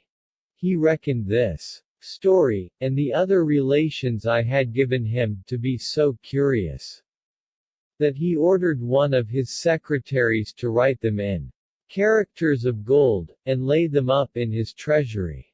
I retired, very well satisfied with the honors I had received, and the presents which he gave me, and after that I gave myself up wholly to my family, kindred, and friends. Sindbad here finished the relation of his seventh and last voyage, and then addressing himself to Hindbad, well, friend, says he, did you ever hear of any person that suffered so much as I have done, or of any mortal that has gone through so many perplexities? Is it not reasonable, that, after all this, I should enjoy a quiet and pleasant life?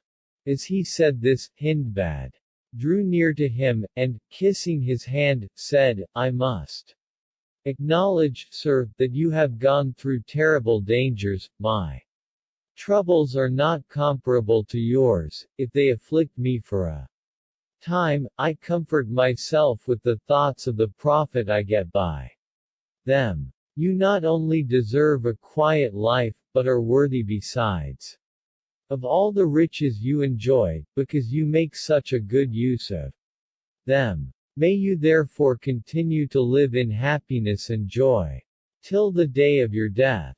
Sindbad gave him 100 sequins more, received him into the number of his friends, and desired him to quit his porter's employment, and come and dine every day with him, that he might all his days have reason to remember Sindbad the sailor. Scheherazade, perceiving it was not yet day, continued her discourse, and began another story. The Three Apples. Sir, said she, I have already had the honor to entertain your Majesty with a ramble which the Caliph Harun al-Rashid made one night from his palace. I will give you an account of one more. This prince one day commanded the Grand Vizier Giafar to come to his palace the night following. Vizier, says he, I will take a walk round the town, to inform myself what people say, and particularly how they are pleased with my officers of justice. If there be any against whom they have reason of just complaint, we will turn them out, and put others in their stead, who may officiate better. If, on the contrary, there be any that have gained their applause, we will have that esteem for them which they deserve. The Grand Vizier being come to the palace at the hour appointed, the Caliph, he, and Mesrour the chief of the eunuchs, disguised themselves so as they could not be known, and went out ale together. They passed through several places, and by several markets, and as they entered a small street, they perceived, by the light of the moon, a tall man, with a white beard, who carried nets on his head. He had a folding basket of palm leaves on his arm, and a club in his hand. This old man, says the Caliph, does not seem to be rich. Let us go to him, and inquire into his circumstances. Honest man, said the Vizier, who art thou? The old man replied, Sir, I am a fisher, but one of the poorest and most miserable of the trade. I went from my house about noon to go a-fishing, and from that time to this I have not been able to catch one fish. At the same time I have a wife and small children, and nothing to maintain them. The Caliph, moved with compassion, says to the fisherman, Hast thou the courage to go back and cast thy nets once more? We will give thee 100 sequins for what thou shalt bring up. At this proposal, the fisherman, forgetting all his day's toil, took the Caliph at his word, and with him, Giafar, and Mesrour, returned to the Tigris. He saying to himself, These gentlemen seem to be too honest and reasonable not to reward my pains, and if they give me the 100th part of what they promise me, it will be a great deal. They came to the bank of the river, and the fisherman throwing in his net, when he drew it again, brought up a trunk close shut and very heavy. The Caliph made the Grand Vizier pay him 100 sequins immediately, and sent him away.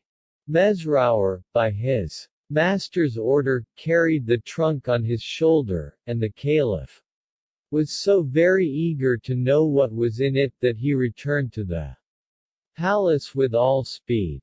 When the trunk was opened, they found in it a large basket made of palm leaves, shut up, and the covering of it sewed with red thread.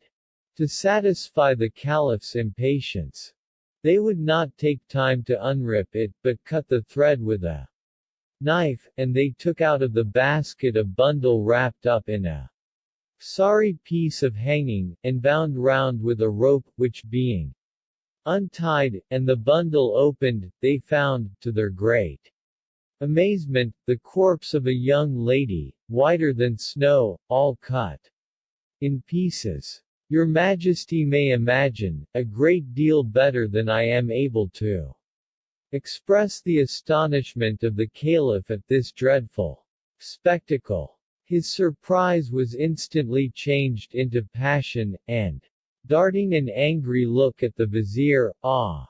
Thou wretch," said he, "is this your inspection into the actions of my people? Do they commit such impious murders under thy ministry in my capital city, and throw my subjects into the Tigris, that they may cry for vengeance against me at the day of judgment? If thou dost not speedily revenge the murder of this woman, by the death of her murderer, I swear by heaven, that I will cause thee to be hanged, and 40 more of thy kindred." Commander of the Faithful, replied the Grand Vizier, "I beg your Majesty to grant me time to make inquiry." "I will allow thee no more," said the Caliph, "than 3 days, therefore thou must look to it." The Vizier Giafar went home in great confusion of mind. "Alas," said he, "how is it possible that, in such a vast and populous city as Baghdad, I should be able to detect a murderer, who undoubtedly committed the crime, without witness, and perhaps may be already gone from hence? Any other person but me would take some wretched person out of prison, and cause him to die, to satisfy the Caliph, but I will not burden my conscience with such a barbarous action. I will rather die than save my life at this rate." He ordered the officers of police and justice to make strict search for the criminal. They sent their servants about, and they themselves were not idle, for they were no less concerned in this matter than the vizier. But all their endeavors turned to nothing. What pains soever they took, they could not find out the murderer, so that the vizier concluded his life to be gone, unless some remarkable providence hindered it. The 3rd day being come, an officer came to this unfortunate minister with a summons to follow him, which the vizier obeyed. The Caliph asked him for the murderer. He answered, with tears in his eyes, "Commander of the Faithful, I have not found any person that could give me the least account of him." The Caliph, full of fury and rage, gave him many reproachful words, and ordered that he and 40 Barmecides, footnote, the Barmecides were a family come out of Persia, and of them the Grand Vizier was descended, more should be hanged up at the gate of the palace. In the meanwhile the gibbets were preparing, and orders were sent to seize 40 Barmecides more in their houses. A public crier was sent about the city to cry thus, by the Caliph's order: "Those who have a desire to see the Grand Vizier Giafar hanged, and 40 more Barmecides of his kindred, let them come to the square before the palace." When all things were ready, the judge, criminal, and a great many officers belonging to the palace brought out the Grand Vizier with 40 Barmecides, and set each of them at the foot of the gibbet designed for them, and a rope was put about each of their necks. The multitude of people that filled the square could not, without grief and tears, behold this tragical sight, for the Grand Vizier and the Barmecides were loved and honored on account of their probity, bounty, and impartiality, not only in Baghdad, but through all the dominions of the Caliph. Nothing could prevent the execution of this prince's too severe and irrevocable sentence, and the lives of the most honest people in the city were just going to be taken away, when a young man of handsome mien and good apparel pressed through the crowd till he came to the place where the Grand Vizier was, and after he had kissed his hand, said, "Most excellent Vizier, chief of the emirs of this court, and comforter of the poor, you are not guilty of the crime for which you stand here. Withdraw, and let me expiate the death of the lady who was thrown into the Tigris. It was I who murdered her, and deserved to be punished for it. Though these words occasioned great joy to the vizier, yet he could not but pity the young man, in whose look he saw something that, instead of being ominous, was engaging. But as he was about to answer him, a tall man, pretty well in years, who had likewise forced his way through the crowd, came up to him, saying, "Sir, do not believe what this young man tells you. I killed that lady who was found in the trunk, and this punishment ought only to fall upon me. I conjure you, in the name of God, not to punish the innocent for the guilty." "Sir," says the young man to the vizier, "I do protest that I am he who committed this vile act, and nobody else had any hand in it." "My son," said the old man, "it is despair that brought you hither, and you would anticipate your destiny. I have lived a long time in the world, and it is time for me to be gone. Let me therefore sacrifice my life for yours." "Sir," said he again to the vizier, "I tell you once more I am the murderer, let me die without any more ado." The controversy between the old man and the young one obliged the Grand Vizier Giafar to carry them both before the Caliph, to which the criminal judge consented, being very glad to serve the vizier. When he came before the prince, he kissed the ground 7 times, and spoke after this manner: "Commander of the faithful, I have brought here before your Majesty this old man, and this young one, who both confess themselves to be the sole murderers of the lady." Then the Caliph asked the criminals which of them it was that so cruelly murdered the lady, and threw her into the Tigris. The young man assured him it was he, but the old man maintained the contrary. "Go," says the Caliph to the Grand Vizier, "and cause them both to be hanged." "But, sir," says the vizier, "if only one of them be guilty, it would be unjust to take the lives of both." At these words the young man spoke again, "I swear by the great God, who has raised the heavens so high as they are, that I am the man who killed the lady, cut her in quarters, and threw her into the Tigris about 4 days ago. I renounce my part of happiness among the just at the day of judgment, if what I say be not truth, therefore I am he that ought to suffer."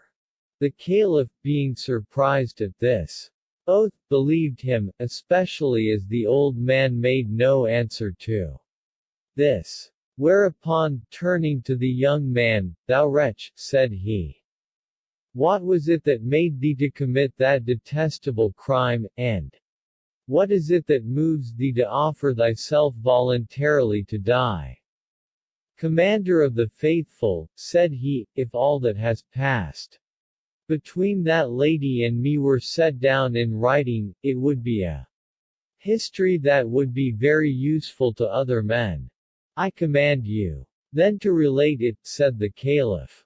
The young man obeyed, and began the story of the lady that was murdered, and of the young man her husband. "Commander of the faithful, your Majesty may be pleased to know that this murdered lady was my wife, the daughter of this old man you see here, who is my uncle by the father's side. She was not above 12 years old when he gave her to me, and it is now 11 years ago. I have 3 children by her, all boys, yet alive, and I must do her the justice to say, that she never gave me the least occasion of offense. She was chaste, of good behavior, and made it her whole business to please me. For my part, I loved her entirely, and rather prevented her, in granting anything she desired, than opposed it. About 2 months ago she fell sick. I took all imaginable care of her, and spared nothing that could procure a speedy recovery. After a month, she began to grow better, and had a mind to go to the bagnio. Before she went out of the house, cousin, said she, for so she used to call me. From familiarity, I longed for some apples. If you could get me any, you would please me extremely. I have longed for them a great while, and I must own it is come to that height, that if I be not satisfied very soon, I fear some misfortune will befall me. With all my heart, said I will do all that is in my power to make you easy, and went immediately round all the markets and shops in the town to seek for apples, but could not get one, though I offered a sequin for each. I returned home very much dissatisfied at my disappointment. As for my wife, when she returned from the bagnio, and saw no apples, she became so very uneasy, that she could not sleep all night. I rose betimes in the morning, and went through all the gardens, but had no better success than the day before, only I happened to meet an old gardener, who told me that all my pains would signify nothing, for I could not expect to find apples anywhere but in your Majesty's garden at Balsora. As I loved my wife passionately, and would not have anything of neglect to satisfy her chargeable upon me, I put myself in a traveller's habit, and after I had told her my design, I went to Balsora, and made my journey with so great diligence, that I returned at the end of 15 days with 3 apples, which cost me a sequin each. There were no more left in the garden, so that the gardener would let me have them no cheaper. As soon as I came home, I presented them to my wife, but her longing was over, so she satisfied herself with receiving them, and laid them down by her. In the meantime she continued sickly, and I knew not what remedy to get for her. A few days after I returned from my journey, as I was sitting in my shop, in the public place where all sorts of fine stuffs are sold, I saw an ugly tall black slave come in with an apple in his hand, which I knew to be one of those I had brought from Balsora. I had no reason to doubt it, because I was certain there was not one to be had in all Baghdad, nor in any garden about it. I called to him, and said, Good slave, pray thee tell me where thou hadst this apple. It is a present, said he, smiling, from my mistress. I was to see her today, but found her indisposed. I saw 3 apples lying by her, and asked where she had them. She told me the good man her husband had made a fortnight's journey on purpose for them, and brought them to her. We had a collation together, and, when I took my leave of her, I brought away this apple that you see. This discourse put me out of my senses. I rose, shut up my shop, ran home with all speed, and going to my wife's chamber, looked immediately for apples, and seeing only a couple, asked what was become of the third. Then my wife, turning her head to the place where the apples lay, and perceiving there were but 2, answered me coldly, Cousin, I know not what is become of it. At this answer I did verily believe what the slave told me to be true, and at the same time giving myself up to madness and jealousy, I drew my knife from my girdle, and thrust it into the unfortunate creature's throat. I afterwards cut off her head, and divided her body into 4 quarters, which I packed up in a bundle, and hiding it in a basket, sewed it up with a thread of red yarn, put all together in a trunk, and, when night came, carried it on my shoulder down to the Tigris, where I sunk it. The 2 youngest of my children were already put to bed, and asleep, the third being gone abroad, but, at my return, I found him sitting by my gate, weeping very much.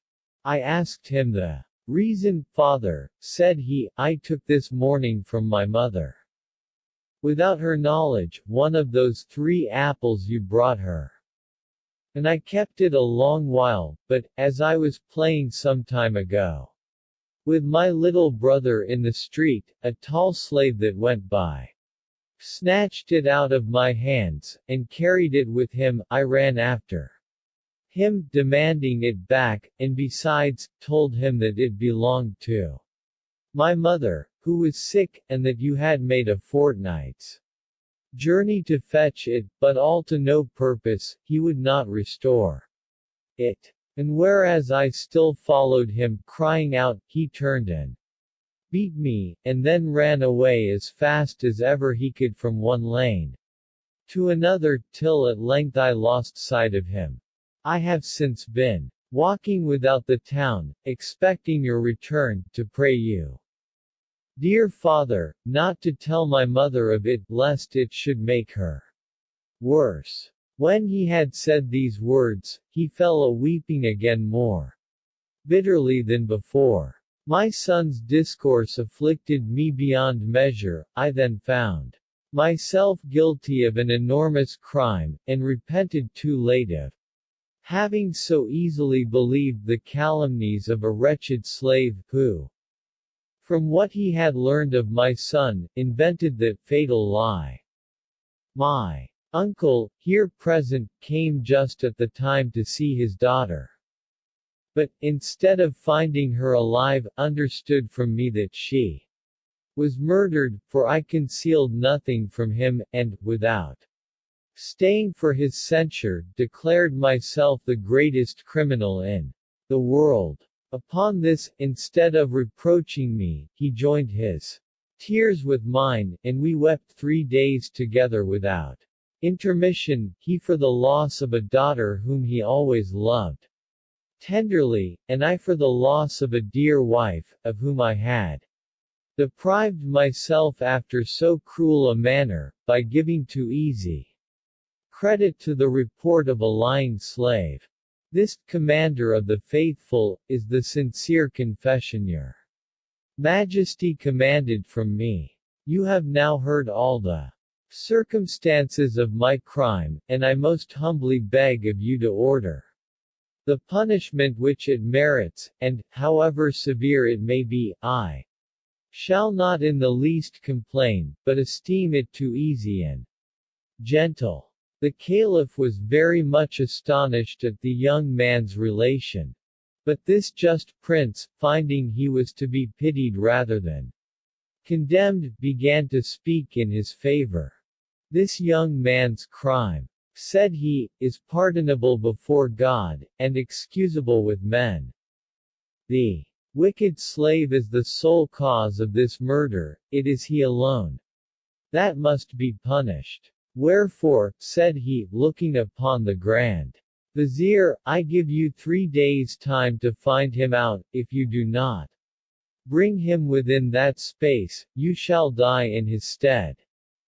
The unfortunate Giafar, who thought himself now out of danger, was terribly perplexed at this new order of the Caliph, but not daring to return any answer to the prince, whose hasty temper he well knew, he departed from his presence, and retired to his house with tears in his eyes, persuading himself he had but 3 days to live, for he was so fully convinced that he should not find the slave, that he made not the least inquiry about him.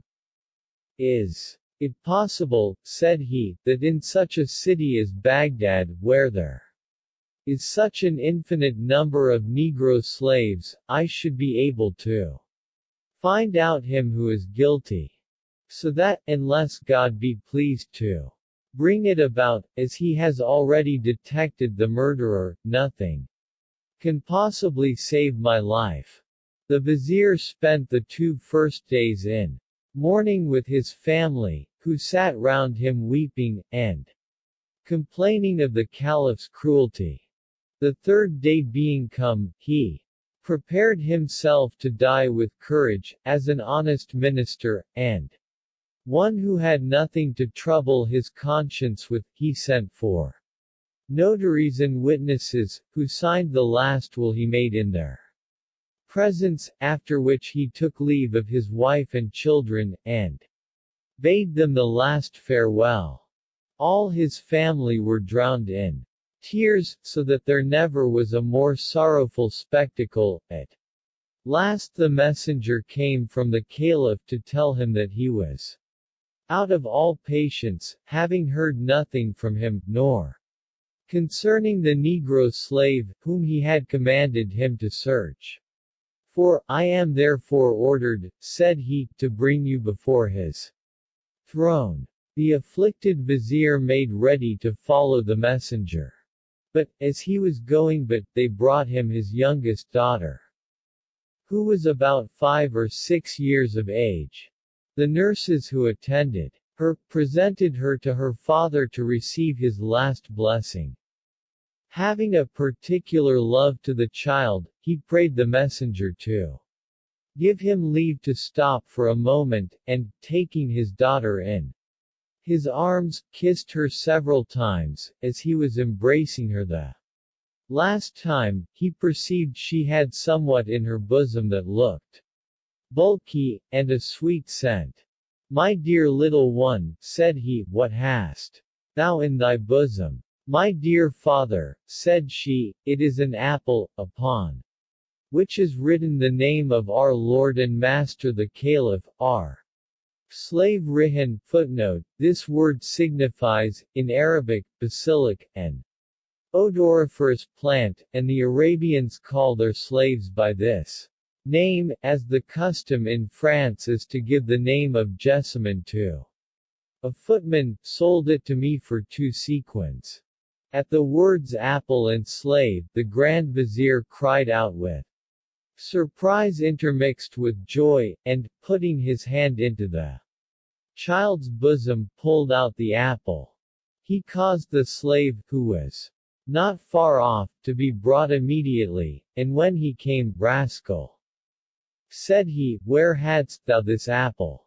My lord, said the slave, I swear to you that I neither stole it in your house, nor out of the commander of the faithful's garden, but the other day, as I was going through a street where 3 or 4 children were at play, one of them having it in his hand, I snatched it from him and carried it away. The child ran after me, telling me it was none of his own, but belonged to his mother, who was sick, and that his father, to save her longing, had made a long journey, and brought home 3 apples, whereof this was one, which he had taken from his mother without her knowledge.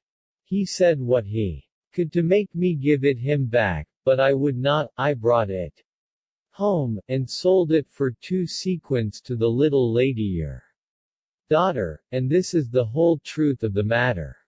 Giafar could not enough admire how the roguery of a slave had been the cause of an innocent woman's death, and almost of his own. He carried the slave along with him, and, when he came before the caliph, gave the prince an exact account of all that the slave had told him, and the chance that brought him to the discovery of his crime. Never was any surprise so great as the caliph's, yet he could not prevent himself from falling into excessive fits of laughter. At last he recovered himself, and, with a serious mien, told the vizier, that since his slave had been the occasion of so strange an accident, he deserved an Exemplary punishment. Sir, I must own it, said the vizier, but his guilt is not irremissible. I remember a strange story of a vizier of Cairo, called Noureddin. Footnote: Noureddin signifies, in Arabic, the light of religion. Ali, and of his son Bedreddin. Footnote: Bedreddin signifies the full moon of religion. Hassan of Balsora, and as your majesty delights to hear such things, I am ready to tell it on this condition, that if your majesty find it more astonishing than that which gives me occasion to tell it, you will be pleased to pardon my slave. I am content, said the caliph, but you undertake a hard task, for I do not believe you can save your slave. The story of the apples being so very singular. Upon this Giafar began his story thus. The story of Noureddin Ali and Bedreddin Hassan, commander of the faithful. There was in former days a sultan of Egypt, a strict observer of justice, gracious, merciful, and liberal, and his valor made him terrible to his neighbors. He loved the poor, and protected the learned, whom he advanced to the highest dignities. This sultan had a vizier, who was prudent, wise, sagacious, and well versed in the sciences. This minister had two sons, very handsome men, and who in everything followed his own footsteps. The eldest was called Shemseddin. Footnote: that is to say, the son of religion, Muhammad, and the younger, Noureddin Ali. The last especially was endowed with all the good qualities that any man could have. The vizier their father being dead, the sultan sent for them, and after he had caused them both to put on the usual robes of a vizier, I am as sorry, says he, for the loss of your father as yourselves, and because I know you live together, and love one another entirely, I will bestow his dignity upon you conjunctly. Go and imitate your father's conduct. The two new viziers humbly thanked the sultan, and went home to their house to make due preparation for their father's interment. They did not go abroad for a month, and then went to court, where they appeared continually on council days. When the sultan went a-hunting, one of the brothers went along with him, and this honor they had by turns. One evening, as they were talking after supper, the next day being the elder brother's turn to go a-hunting with the sultan, he said to his younger brother, since neither of us is yet married, and as we live so lovingly together, a thought has come into my head, let us both marry in one day, and let us choose two sisters out of some family that may suit our quality. What do you think of this fancy? I must tell you, brother, answered Noureddin, that it is very suitable to our friendship. There cannot be a better thought, for my part. I am ready to agree to anything you shall think fit. But hold. This is not all, says Shemseddin, my fancy carries me further. Suppose both our wives should conceive the first night of marriage, and should happen to be brought to bed on one day. Yours of a son and mine of a daughter, we will give them to one another in marriage when they come of age. Nay, says Noureddin, aloud, I must acknowledge that this project is admirable. Such a marriage will perfect our union, and I willingly consent to it. But then, brother, says he further, if this marriage should happen, would you expect that my son should settle a jointure on your daughter? There is no difficulty in that, replies the elder. For I am persuaded, that, besides the usual articles of marriage contract, you will not fail to promise in his name it. least 3,000 sequins, 3 good manners, and 3 slaves. No, said the younger, I will not consent to that, are we not brethren, and equal in title and dignity? Do not you and I both know what is just? The male being nobler than the female, it is your part to give a large dowry with your daughter. By what I perceive, you are a man that would have your business done at another's charge. Though Noreddin spoke these words in jest, his brother, being of an ill temper, was offended, and falling into a passion, mischief upon your son, said he, since you prefer him before my daughter, I wonder you had so much confidence as to believe him worthy of her. You must needs have lost your judgment, to think that you are my equal, and say we are colleagues. I would have you to know, you fool, that, since you are so impudent, I would not marry my daughter to your son, though you would give him more than you are worth. This pleasant quarrel between two brothers about the marriage of their children before they were born went so far, that Shemseddin concluded with threatening, were I not tomorrow, says he, to attend the Sultan, I would treat you as you deserve, but, at my return, I shall make you sensible that it does not become a younger brother to speak so insolently to his elder brother as you have done to me. Upon this he retired to his apartment, and his brother went to bed. Shemseddin rose very early next morning, and goes to the palace to attend the Sultan, who went to hunt about Cairo, near the pyramids. As for Noreddin, he was very uneasy all night, and considering that it would not be possible for him to live longer with a brother who treated him with so much haughtiness, he provided a good mule, furnished himself with money, jewels, provisions, and victuals, and having told his people that he was going a private journey for 2 or 3 days, he departed. When he was out of Cairo, he rode by the desert toward Arabia, but his mule happening to tire by the way, he was forced to pursue his journey on foot. A courier that was going to Balsora, by good fortune overtaking him, took him up behind him. As soon as the courier came to Balsora, Noreddin alighted, and returned him thanks for his kindness. As he went about to seek for a lodging, he saw a person of quality, with a great retinue, coming along, to whom all the people showed a mighty respect, and stood still till he passed by, Noreddin stopping among the rest. This was the Grand Vizier to the Sultan of Balsora, who walked through the city, to see that the inhabitants kept good order and discipline.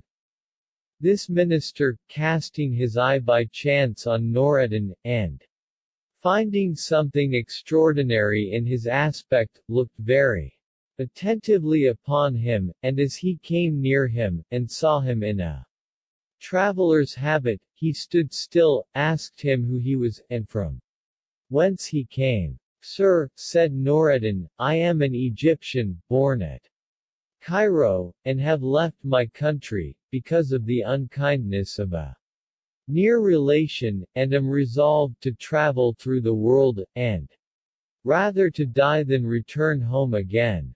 The Grand Vizier, who was a reverend old gentleman, after hearing those words, says to him, Son, beware, do not pursue your design, there is nothing but misery in the world, you are not sensible of the hardships you must endure. Come follow me, I may perhaps make you forget the thing that has forced you to leave your own country. Noreddin followed the Grand Vizier, who soon perceived his good qualities, and fell so much in love with him, that one day he said to him in private, My son, I am, as you see, so far gone in years, that There is no likelihood I shall live much longer. Heaven has bestowed only one daughter upon me, who is beautiful as you are. Handsome, and now fit for marriage.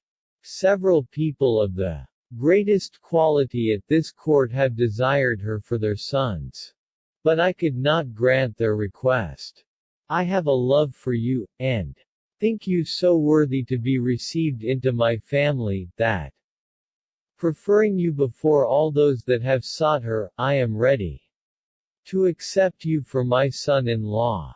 If you like the proposal, I will acquaint the Sultan my master that I have adopted you by this marriage, and will pray him to grant you the reversion of my dignity of Grand Vizier in the kingdom of Balsora. In the meantime, nothing being more requisite for me than ease in my old age, I will not put you in possession of my estate, but leave the administration of public affairs to your management. Having made an end of this kind and generous proposal, Noreddin fell at his feet, and expressing himself in terms that demonstrated his joy and gratitude, told the vizier that he was at his command in everything. Upon this the vizier sent for his chief domestics, ordered them to furnish the great hall of his palace, and to prepare a great feast. He afterwards sent to invite the nobility of the court and city to honor him with their company, and when they were all met, Noreddin having now told him who he was, he said to those lords, for he thought it proper to speak thus on purpose to satisfy such of them to whom he had refused his alliance, I am now, my lords, to discover a thing to you which I have hitherto kept a secret. I have a brother who is Grand Vizier to the Sultan of Egypt, as I am to the Sultan of this kingdom. This brother has but one son, whom he would not marry in the court of Egypt, but sent him hither to marry my daughter, that both our branches may be reunited. His son, whom I knew to be my nephew as soon as I saw him, is the young gentleman whom I here present to you, and is to be my son-in-law. I hope you will do me the honor to be present at his wedding, which I am resolved to celebrate this day. The nobleman, who could not take it ill that he preferred his nephew before all the great matches that had been proposed to him, said, that he had very good reasons, for what he did, were willing to be witnesses to the ceremony, and wished that God might prolong his days to enjoy the satisfaction of the happy match. The lords met at the vizier's, having testified their satisfaction at the marriage of his daughter with Noreddin, sat down to dinner, which lasted a good while, and the latter course was sweetmeats, of which every one, according to custom, took what he thought fit. The notaries came in with the marriage contract, when the chief lords signed it, and, after the company departed, the Grand Vizier ordered his servants to prepare a bagnio, and have everything else provided for Noreddin in the best manner. When he had washed and dried himself, he was going to put on his former apparel, but had an extraordinary rich suit brought him. Being dressed and perfumed with the most odoriferous essence, he went to see the Grand Vizier, his father-in-law, who was exceedingly well pleased with his genteel mien, and having made him sit down, "My son," said he, "you have declared unto me who you are, and the quality you had at the court of Egypt. You have also told me of a difference betwixt you and your brother, which occasioned you to leave your country. I desire you to make me your entire confidant, and to acquaint me with the cause of your quarrel, for now you have no reason either to doubt me, or to conceal anything from me." Noreddin accordingly gave him an account of every circumstance of the quarrel, at which the vizier burst out into a fit of laughter, and said, "This is one of the oddest things that I ever heard. Is it possible, my son, that your quarrel should rise so high about an imaginary marriage? I am sorry you fell out with your elder brother upon such a frivolous matter, but I find he is in the wrong to be angry at what you only spoke in jest, and I ought to thank heaven for that difference which has procured me such a son-in-law. But," said the old gentleman, "it is late, and time for you to retire. Go to your bride, my son, she expects you. Tomorrow I will present you to the Sultan, and hope he will receive you in such a manner as shall satisfy us both." Noureddin took leave of his father-in-law, and went to his spouse's apartment. It is remarkable, continued Giafar, that Shemseddin happened also to marry at Cairo the very same day that this marriage was solemnized at Balsora. The particulars are as follow. After Noureddin left Cairo, with an intention never to return, Shemseddin, who was gone a-hunting with the Sultan of Egypt, did not come back in a month, for the Sultan loved the game extremely, and continued the sport all that while. Shemseddin, on his return, ran to Noureddin's apartment, but was much surprised when he understood that, under pretense of taking a journey of 2 or 3 days, he had gone away on a mule the same day that the Sultan went a-hunting, and never appeared since. This circumstance vexed him so much the more, because he did not doubt that the hard words he had used were the cause of his going away. He sent a messenger in search of him, who went to Damascus, and as far as Aleppo, but Noureddin was then at Balsora. When the courier returned, and brought word that he heard no news of him, Shemseddin intended to make further inquiry after him in other parts, but in the meantime had a fancy to marry, and obtained the daughter of one of the greatest lords in Cairo upon the same day that his brother married the daughter of the Grand Vizier of Balsora. "But this is not all," said Giafar. At the end of 9 months, Shemseddin's wife was delivered of a daughter at Cairo, and on the same day Noureddin's wife had a son at Balsora, who was named Bedreddin Hassan. The Grand Vizier of Balsora testified his joy for the birth of his grandson by great gifts and public entertainments, and, to show his son-in-law the great esteem he had for him, he went to the palace, and begged the Sultan to grant Noureddin his office, that he might have the comfort, before his death, to see his son-in-law made Grand Vizier his stead. The Sultan, who had taken a great liking to Noureddin when his father presented him after his marriage, and had ever since heard everybody speak well of him, readily granted his father-in-law's request, and caused Noureddin immediately to put on the robe of a Grand Vizier. The next day, when the father saw his son-in-law preside in council as he himself had done, and perform all the offices of Grand Vizier, his joy was complete. Noureddin behaved himself so well in everything, that one would have thought he had been all his lifetime employed in such affairs. He continued afterwards to assist in council every time, when the infirmities of age would not permit his father-in-law to appear. The old gentleman died about 4 years after, and Noureddin performed the last duties to him with all possible love and gratitude. As soon as his son Bedreddin had attained to 7 years of age, he provided him a most excellent tutor, who taught him as became his birth. The child had a ready wit, a genius, capable of receiving all the instructions that could be given, and, after having been 2 years under the tuition of his master, learned the Al-Quran by heart.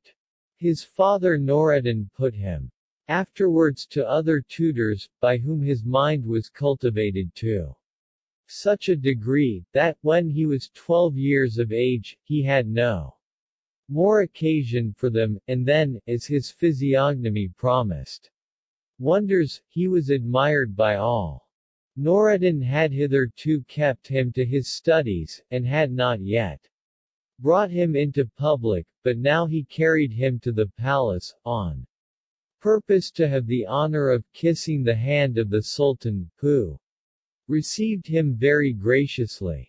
The people who saw him in the streets were charmed with his genteel mien, and gave him 1,000 blessings. His father, purposing to make him capable of supplying his place, spared no cost for that end, brought him up to business of the greatest moment, and in short omitted nothing to advance a son he loved so well. But as he began to enjoy the fruits of his labor, he was all of a sudden taken with a violent fit of sickness, and, finding himself past recovery, disposed himself to die like a good Mussulman. In his last moments he forgot not his son Bedreddin, but called for him, and said, "My son, you see this world is transitory, there is nothing durable but that to which I shall speedily go. You must therefore from henceforth begin to fit yourself for this change, as I have done. You must prepare for it without murmuring, so as to have no trouble of conscience for not acting the part of a really honest man. As for your religion, you are sufficiently instructed in it by what you have learned from your tutors, and by your own study. As to what belongs to an honest man, I shall give you some instructions, of which I hope you will make good use, and as it is a necessary thing to know one's self, and you cannot come to that knowledge unless you first understand who I am, I shall now tell you. I am a native of Egypt. My father, your grandfather, was first minister to the Sultan of that kingdom.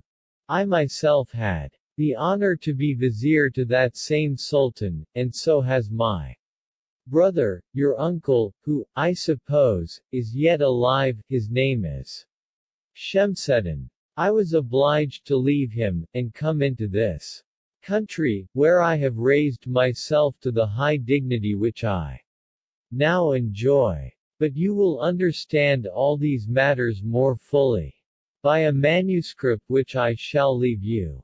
Nureddin pulled out his pocket book, which he had written with his own hand, and carried always about him, and giving it to Bedreddin, "Take it," says he, "and read it at your leisure. You will find, among other things, the day of my marriage, and that of your birth. These are such circumstances as perhaps you may hereafter have occasion to know. Therefore you must keep it very carefully."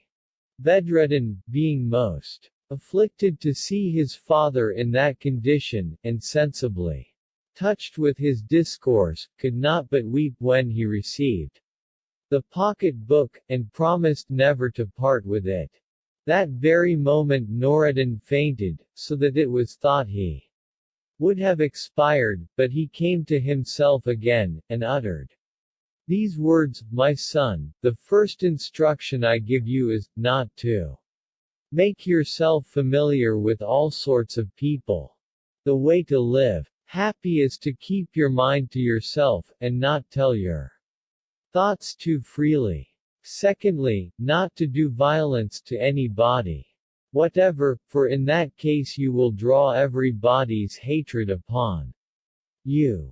You ought to consider the world as a creditor, to whom you O moderation, compassion, and forbearance.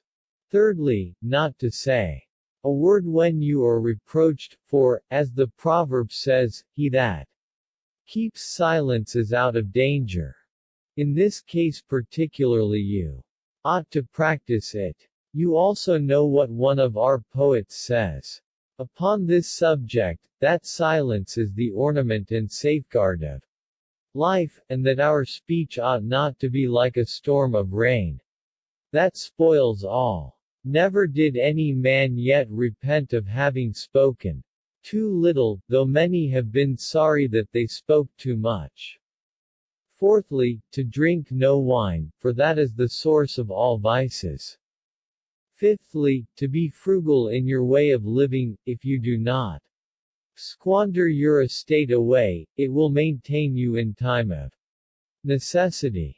I do not mean you should be either too liberal or too niggardly, for though you have but little, if you husband it well, and lay it out upon proper occasions, you will have many friends, but if, on the contrary, you have great riches, and make a bad use of them, the world will forsake you, and leave you to yourself. In short, Nureddin Ali continued, till the last moment of his breath, to give good advice to his son, by whom he was magnificently interred. Bedreddin Hassan of Balsora, for so he was called because born in that town, was so overwhelmed with grief for the death of his father, that instead of a month's time to mourn, according to custom, he kept himself closely shut up in tears and solitude. About 2 months without seeing anybody, or so much as going abroad to pay his duty to the Sultan of Balsora, who, being displeased at his neglect, and regarding it as a slight put upon his court and person, suffered his passion to prevail, and in his fury called for the new Grand Vizier, for he had created a new one as soon as Nureddin died, commanded him to go to the house of the deceased, and seize upon it, with all his other houses, lands, and effects, without leaving anything for Bedreddin Hassan, and to bring him prisoner along with him.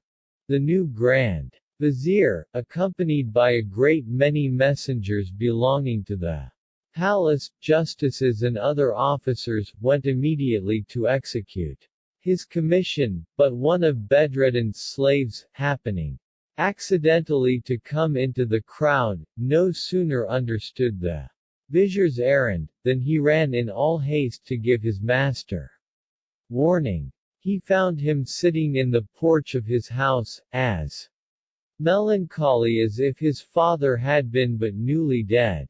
He fell down at his feet quite out of breath, and, after he had kissed the hem of his garment, cried out, "My lord, save yourself immediately." Bedreddin, lifting up his head, said, "What is the matter? What news dost thou bring?" "My lord," said he, "there is no time to be lost. The Sultan, horribly incensed against you, has sent people to take all you have, and to seize your person." The words of this faithful and affectionate slave put Bedreddin into great confusion. "May not I have so much time," said he, "as to take some money and jewels along with me?" "No, sir," replied the slave, "the Grand Vizier will be here this moment. Begone immediately, save yourself." Bedreddin rose up from the sofa in haste, put his feet in his sandals, and, after covering his head with the tail of his gown, that his face might not be known, he fled, without knowing what way to go, in order to avoid the impending danger. The first thought that came into his head was to get out at the next gate with all speed. He ran without stopping till he came to the public churchyard, and, as it was growing dark, he resolved to pass the night on his father's tomb. It was a large edifice in the form of a dome, which Nureddin Ali built when he was alive. Bedreddin met by the way a very rich Jew, who was a banker and merchant, and was returning to the city from a place where his affairs had called him. The Jew, knowing Bedreddin, halted, and saluted him very courteously. The Caliph was very attentive to the discourse of the Grand Vizier, who went on after this manner. Isaac the Jew, after he had paid his respects to Bedreddin Hassan by kissing his hand, says, "My lord, dare I be so bold as to ask whither you are going? At this time of night alone, and so much troubled. Has anything disquieted you?" "Yes," said Bedreddin, "a while ago I was asleep. And my father appeared to me in a dream, looking fiercely upon me, as if he were very angry. I started out of my sleep very much frightened, and came out immediately to go and pray upon his tomb." "My lord," said the Jew, who did not know the true reason why Bedreddin left the town, "your father of happy memory, and my good lord, had store of merchandise in several vessels which are yet at sea, and belong to you. I beg the favor of you to grant me the first refusal of them before any other merchant. I am able to lay down ready money for all the goods that are in your ships. And to begin, if you will give me those that happen to come in the first ship that arrives in safety, I will pay you down, in part payment, 1,000 sequins." Drawing out a bag from under his gown, he showed it him sealed up with one seal. Bedreddin, banished from home, and dispossessed of all he had in the world, looked upon this proposal of the Jew as a favor from heaven, and therefore accepted it with a great deal of joy. "My lord," said the Jew, "then you sell unto me, for 1,000 sequins, the lading of the first of your ships that shall arrive in port." "Yes," answered Bedreddin, "I sell it to you for 1,000 sequins, it is done." Upon this, the Jew delivered him the bag of 1,000 sequins, and offered to count them, but Bedreddin saved him the trouble, and said, he would trust his word. "Since it is so, my lord, be pleased to favor me with a small note, in writing, of the bargain we have made." Having said this, he pulled his inkhorn from his girdle, and taking a small reed out of it, neatly cut for writing, he presented it to him, with a piece of paper he took out of his letter case, and, whilst he held the inkhorn, Bedreddin Hassan wrote these words, "This writing is to testify, that Bedreddin Hassan of Balsora has sold to Isaac the Jew, for the sum of 1,000 sequins, received in hand, the lading of the first of his ships that shall arrive in this port." This note he delivered to the Jew, who put it in his letter case, and then took leave of him. While Isaac pursued his journey to the city, Bedreddin made the best of his way to his father's tomb. When he came to it, he bowed his face to the ground, and, with his eyes full of tears, deplored his miserable condition. "Alas!" said he, "unfortunate Bedreddin, what will become of thee? Whither canst thou fly for refuge against the unjust prince who persecutes thee? Was it not enough to be afflicted for the death of so dear a father? Must fate add new misfortunes to just complaints?" He continued a long time in this posture, but at last rose up again, and, leaning his head upon his father's sepulchre, his sorrows returned more violently than before, so that he sighed and mourned, till, overcome with heaviness, he stretched himself upon the floor, and fell asleep. He had not slept long when a genius, who had retired to the churchyard during the day, and was intending, according to custom, to range about the world at night, espying this young man in Noureddin's tomb, entered, and finding Bedreddin lying on his back, was surprised at his beauty. When he had attentively considered Bedreddin, he said to himself, to judge of this creature by his good mien, he seems to be an angel of the terrestrial paradise, whom God has sent to put the world in a flame with his beauty. At last, after he had satisfied himself with looking upon him, he took a flight into the air, where, meeting by chance with a fairy, they saluted each other, after which he said to her, "Descend with me into the churchyard where I stay, and I will show you a prodigious beauty, who is worthy of your admiration as well as mine." The fairy consented, and both descended in an instant. They came into the tomb. "Look ye," said the genius to the fairy, showing him Bedreddin, "did you ever see a young man of a better shape, and more beautiful than this?" The fairy, having attentively observed Bedreddin, answered, "I must confess that he is a very handsome man, but I am just come from seeing an object at Cairo still more admirable, and if you hear me, I will tell you a strange story concerning her. You will very much oblige me by so doing," answered the genius.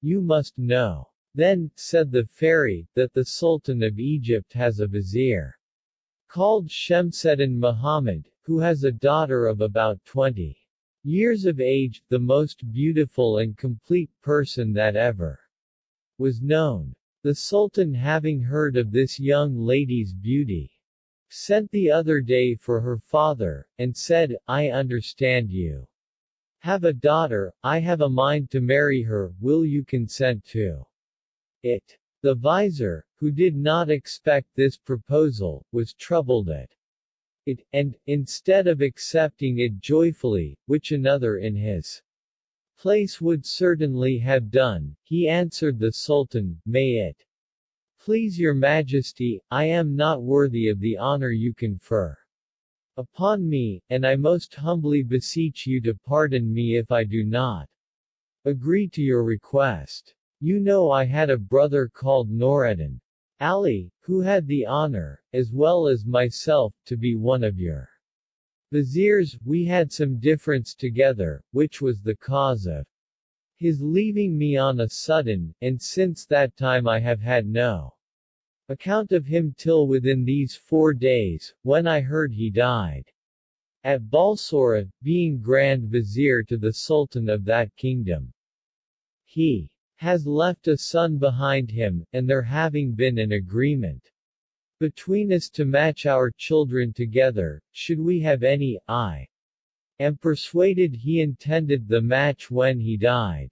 Being desirous to fulfill the promise on my part, I conjure your Majesty to grant me leave. You have in your court many other lords who have daughters on whom you may please to bestow that honor." The Sultan of Egypt was incensed against Shemseddin to the highest degree, and said to him in a passion, which he could not restrain, "Is this the way you requite my condescension to stoop so low as to desire your alliance? I know how to revenge your daring to prefer another to me, and I swear that your daughter shall be married to the most contemptible and ugly of all my slaves." Having spoken these words, he angrily bid the vizier begone, who went home to his house full of confusion, and very sad. The same day the Sultan sent for one of his grooms, who is hump-backed, big-bellied, crook-legged, and as ugly as a hobgoblin, and, after having commanded Shemseddin to consent to marry his daughter to this ghastly slave, he caused the contract to be made out and signed by witnesses in his own presence. The preparations for this fantastical wedding, says the fairy, are all ready, and at this moment all the slaves belonging to the lords of the court of Egypt are waiting at the door of the bagnio, each with a flambeau in his hand, for the crook-backed groom to go along with them to his bride, who is already dressed to receive him. When I departed from Cairo, the ladies, met for that purpose, were going to conduct her, in all her nuptial attire, to the hall, where she is to receive her hump-backed bridegroom, and is this minute now expecting him. I have seen her, and do assure you that no person can look upon her without admiration. When the fairy left off speaking, the genius says to her, "Whatever you think or say, I cannot be persuaded that the girl's beauty exceeds that of this young man. I will not dispute it with you," answered the fairy, "for I must confess he deserves to be married to that charming creature whom they designed for hump-back. And I think it were a deed worthy of us to obstruct the Sultan of Egypt's injustice, and put this young gentleman in the room of the slave." "You are in the right," answered the genius, "I am extremely obliged to you for so good a thought. Let us deceive him. I consent to your revenge upon the Sultan of Egypt. Let us comfort a distressed father, and make his daughter as happy as she thinks herself miserable. I shall do my utmost to make this project take, and am persuaded you will not be backward. I shall carry him to Cairo before he awake, and afterwards leave it to you to carry him elsewhere when we have accomplished our design." The plan being thus concerted, the genius lifted Bedreddin gently, carried him with an inconceivable swiftness through the air, and set him down at the door of a public house next to the bagnio, whence Hump-back was to come with the train of slaves that waited for him. Bedreddin awaked that very moment, and was mightily surprised to find himself in the middle of a city which he knew not. He was going to cry out, and to ask where he was. But the genius touched him gently on the shoulder, and forbade him to speak a word. Then he put a torch in his hand, bid him mix with the crowd at the bagnio door, and follow them till he came into a hall, where they were to celebrate a marriage. The bridegroom is a hump-backed fellow, and by this description you will easily know him. Place yourself at the right hand as you go in, then immediately open the purse of sequins you have in your bosom, and distribute them among the musicians and dancers as they go along. When you have got into the hall, give money also to the female slaves you see about the bride, when they come near you, but every time you put your hand in your purse, be sure to take out a whole handful, and be not sparing.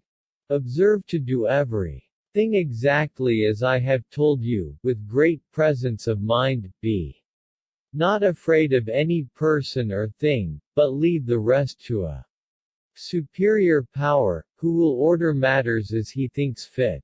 Young Bedreddin, thus instructed in all that he was to do, advanced towards the door of the bagnio. The first thing he did was to light his torch like a slave, then mixing among them, as if he belonged to some nobleman of Cairo, he marched along as they did, following Hump-back, who came out of the bagnio, and mounted a horse from the Sultan's own stable. Being come near the musicians and men and women dancers, who preceded the bridegroom, Bedreddin pulled out, time after time, whole handfuls of sequins, which he distributed among them, as he gave his money with an unparalleled grace and engaging mien. Those who received it cast their eyes upon him, and, after they had taken a full view of his face, found him so handsome and comely, that they could not look off again. At last they came to Shemseddin's gate. Shemseddin was Bedreddin's uncle, and little thought his nephew was so near. The doorkeepers, to prevent any disorder, kept back all the slaves who carried torches, and would not let them come in. Bedreddin was likewise refused, but the musicians, who had free entrance, stood still, and protested they would not go in without him. He is not one of the slaves, said they, look upon him, and you will soon be satisfied as to that. He is certainly a young stranger, who is curious to see the ceremonies observed at weddings in this city. Saying thus, they put him in the midst of them, and carried him in. They took his torch out of his hand, and gave it to the first they met. Having brought him into the hall, they placed him at the right hand of the hump-backed bridegroom, who sat near the vizier's daughter on a throne most richly adorned. She appeared very lovely in her dress, but in her face there was nothing to be seen but poignant grief. The cause was easy to be guessed at. When she had by her side a bridegroom so very deformed, and so unworthy of her love, the throne of that ill-matched couple was in the midst of a sofa. The ladies of the emirs, viziers, those of the sultan's bed-chamber, and several other ladies of the court and city, were placed on each side, a little lower, every one according to rank, and all of them so fine and richly dressed, that it was one of the pleasantest sights that could be seen, each of them holding a large wax taper.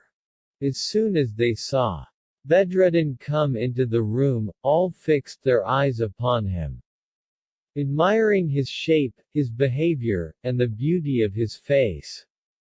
When he was set down, they left their seats, and came near him to have a full view of his face, and almost all of them, as they returned to their seats, found themselves moved with tender passion. The disparity between Bedreddin and the hump-backed groom, who made such a horrible figure, occasioned a great murmuring among the company, insomuch that the ladies cried out, "We must give our bride to this handsome young gentleman, and not to this ugly hump-back." Nor did they rest here, but uttered imprecations against the Sultan, who, abusing his absolute power, would unite ugliness and beauty together.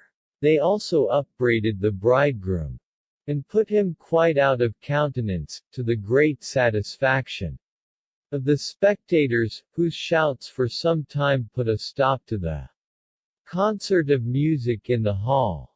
At last the musicians began again, and the women who had dressed the bride came round her. Each time she changed her habit, she rose up from her seat, followed by her bride women, and passed by hump-back without giving him one look, but went towards Bedreddin, before whom she presented herself in her new attire.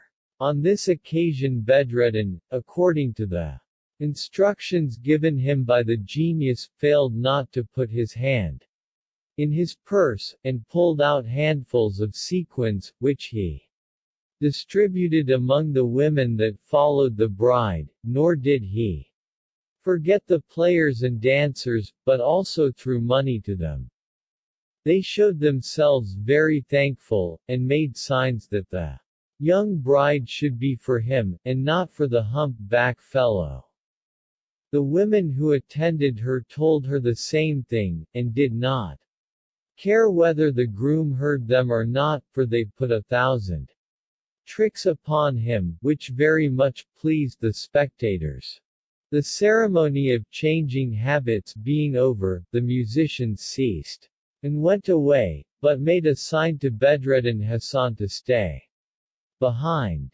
The ladies did the same, and went all home, except those belonging to the house. The bride went into a closet, whither her women followed to undress her, and none remained in the hall but the hump-back groom, Bedreddin, and some of the domestics. Humpback, who was furiously mad at Bedreddin, suspecting him to be his rival, gave him a cross look, and said, "And thou, what dost thou wait for? Why art thou not gone as well as the rest? Begone!" Bedreddin, having no pretense to stay, withdrew, not knowing what to do with himself. But he had not got out of the porch, when the genius and the fairy met and stopped him.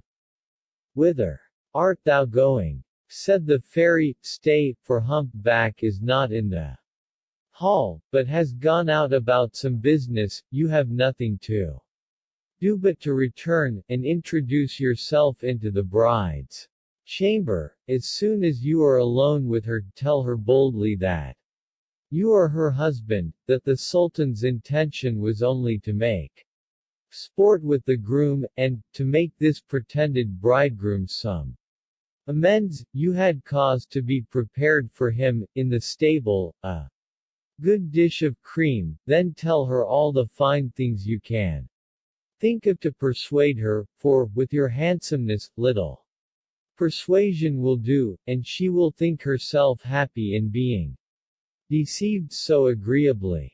In the meantime we shall take care that Humpback return not, and let nothing hinder you from passing the night with your bride, for she is yours." While the fairy thus encouraged Bedreddin, and instructed him how he should behave himself, Humpback was really gone out of the room, for the genius went to him in the shape of a great cat. Meowling at a most fearful rate, the fellow called to the cat, and clapped his hands to make her flee, but, instead of that, the cat stood upon her hind feet, staring with her eyes like fire, looking fiercely at him, meowling louder than she did at first, and growing bigger, till she was as large as an ass. At this sight Humpback would have cried out for help, but his fear was so great that he stood gaping, and could not utter one word. That he might have no time, however, to recover, the genius changed himself immediately into a large buffalo, and in this shape called to him with a voice that redoubled his fear, "Thou hump-backed villain!" At these words the affrighted groom cast himself on the ground, and covering his face with his gown, that he might not see this dreadful beast, "Sovereign Prince of Buffaloes," said he, "what is it you want with me?" "Woe be to thee!"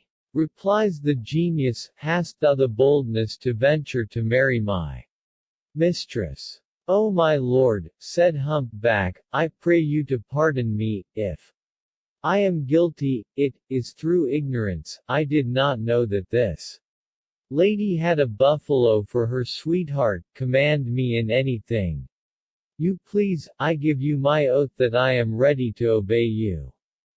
"By death," replied the genius, "if thou goest out from hence, or speakst a word till the sun rises, I will crush thy head to pieces. But then I give thee leave to go from hence. I warn thee to hasten, and not to look back, but if thou hast the impudence to return, it shall cost thee thy life." When the genius had done speaking, he transformed himself into the shape of a man, took Humpback by the legs, and after having set him against the wall, with his head downwards, "If thou stir," said he, "before the sun rises, as I have told thee already, I will take thee by the heels again, and dash thy head in 1,000 pieces against the wall." To return to Bedreddin, being prompted by the genius and the presence of the fairy, he got into the hall again, from whence he slipped into the bride chamber, where he sat down expecting the success of his adventure. After a while the bride arrived, conducted by an old matron, who came no further than the door, exhorting the bridegroom to do his duty like a man, without looking to see if it was humpback or another. She then locked the door, and retired.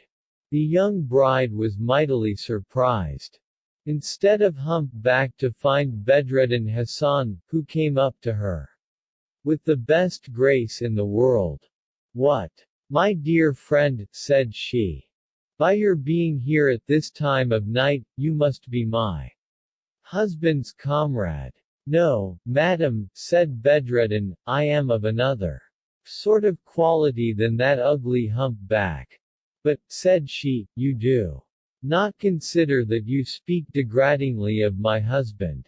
"He your husband, madam," replied he. "Can you retain these thoughts so long? Be convinced of your mistake, madam, for so much beauty must never be sacrificed to the most contemptible of mankind. It is I, madam, that am the happy mortal for whom it is reserved." The Sultan had a mind to make himself merry by putting this trick upon the vizier your father, but he chose me to be your real husband. You might have observed how the ladies, the musicians, the dancers, your women, and all the servants of your family were pleased with this comedy. I have sent that hump-back fellow to his stable again, where he is just now eating a dish of cream. And you may rest assured that he will never appear any more before you. At this discourse, the vizier's daughter, who was more like one dead than alive when she came into the bride chamber, put on a gay air, which made her so handsome that Bedreddin was perfectly charmed with her. "I did not expect," said she, "to meet with so pleasing a surprise, and had condemned myself to live unhappy all my days, but my good fortune is so much the greater, as I possess in you a man that is worthy of my tenderest affection." Having spoken thus, she undressed herself, and stepped into bed. Bedreddin, overjoyed to see himself possessor of so many charms, made haste to follow her, and laid his clothes upon a chair, with a bag that he got from the Jew, which, notwithstanding all the money he pulled out, was still full. He likewise threw off his turban, and put on a nightcap that had been ordered for humpback, and so went to bed in his shirt and drawers. Footnote: all the Eastern nations lie in their drawers, but this circumstance will serve Bedreddin in the sequel. The latter were of blue satin, tied with a lace of gold. Whilst the two lovers were asleep, the genius, who had met again with the fairy, says to him, that it was high time to finish what was begun, and hitherto so successfully carried on. Then let us not be overtaken by daylight, which will soon appear. Go you, and bring off the young man again without awaking him.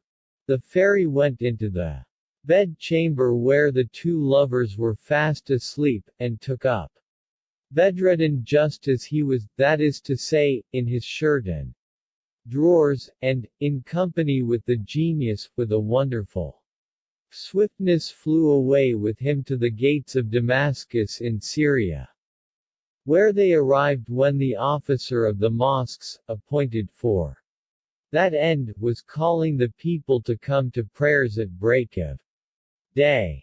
The fairy laid Bedreddin softly on the ground, and, leaving him close by the gate, departed with the genius. The gate of the city being opened, and a great many people assembled to get out, they were mightily surprised to see Bedreddin lying in his shirt and drawers upon the ground. One said, he has been so hard put to it to get away from his mistress, that he had not time to put on his clothes. Look ye, says another, how people expose themselves. Sure enough he has spent the most part of the night in drinking with his friends, till he has got drunk, and then perhaps, having occasion to go out, instead of returning, is come this length, and, not having his senses about him, was overtaken with sleep. Others were of different opinions, but nobody could guess the occasion of his being there. A small puff of wind happening to blow at the time, uncovered his breast, which was whiter than snow. Every one, being struck with admiration at the fineness of his complexion, spoke so loud as to awake him. His surprise was as great as theirs, when he found himself at the gate of a city where he had never been before, and encompassed by a crowd of people gazing at him. Gentlemen, said he, for God's sake tell me where I am, and what you would have of me. One of the crowd said to him, young man, the gates of the city were just now opened, and, as we came out, we found you lying here in this condition, and stood to look on you. Have you lain here all night? And do you not know that you are at one of the gates of Damascus? At one of the gates of Damascus, answered Bedreddin, sure you mock me. When I lay down to sleep last night, I was at Cairo. When he said these words, some of the people, moved with compassion for him, said, it is a pity such a handsome young man should have lost his senses, and so went away. My son, says an old gentleman to him, you know not what you say. How is it possible that you, being this morning at Damascus, could be last night at Cairo? It is true for all that, said Bedreddin, for I swear to you that I was all yesterday at Balsora. He had no sooner said these words, than all the people fell into a fit of laughter, and cried out, he is a fool, he is a madman. There were some, however, who pitied him because of his youth, and one among the company said to him, my son, you must certainly be crazed, you do not consider what you say. How is it possible that a man could yesterday be at Balsora, the same night at Cairo, and next morning at Damascus? Sure you are asleep still. Come, rouse up your spirits. What I say, answered Bedreddin, is so true, that last night I was married in the city of Cairo. All those that laughed before could not forbear laughing again when he said so. Recollect yourself, says the same person that spoke before, you have dreamed all this, and that fancy still possesses your brain. I am sensible of what I say, answered the young man. Pray can you tell me how it was possible to go in a dream to Cairo, where I am very certain I was in person, and where my bride was 7 times brought before me, each time dressed in a different habit, and where I saw an ugly, hump-backed fellow to whom they intended to give her. Besides, I want to know what has become of my gown, my turban, and the bag of sequins I had at Cairo. Though he assured them that all these things were matters of fact, yet they could not forbear laughing at him, which put him into such confusion that he knew not well what to think. After Bedreddin had confidently affirmed all that he said to be true, he rose up to go into the town, and every one that followed him called out, a madman, a fool. Upon this, some looked out at their windows, some came to their doors, and others joined with those that were about him, calling out as they did, but not knowing for what. In this perplexity Bedreddin happened to reach a pastry cook's shop, and went into it to avoid the rabble. This pastry cook had formerly been captain of a troop of Arabian robbers who plundered the caravans, and though he was become a citizen of Damascus, where he behaved himself with decorum, yet he was dreaded by all those who knew him, wherefore, as soon as he came out to the rabble that followed Bedreddin, they dispersed. The pastry cook, seeing them all gone, asked him what he was, and who brought him hither. Bedreddin told him all, not even concealing his birth, nor the death of his father the Grand Vizier. He afterwards gave him an account why he left Balsora. How, after he fell asleep the night following upon his father's tomb, he found himself, when he awaked, at Cairo, where he had married a lady, and, finally, in what amazement he was when he found himself at Damascus, without being able to penetrate into all those wonderful events. Your history is one of the most surprising, said the pastry cook, but, if you follow my advice, you will let no man know the matters yon have revealed to me, but patiently expect till heaven think fit to put an end to your misfortunes. You are free to stay with me till then, and as I have no children, I will own you for my son, if you consent to it, and when you are so adopted, you may freely walk up and down the city, without being further exposed to the insults of the rabble.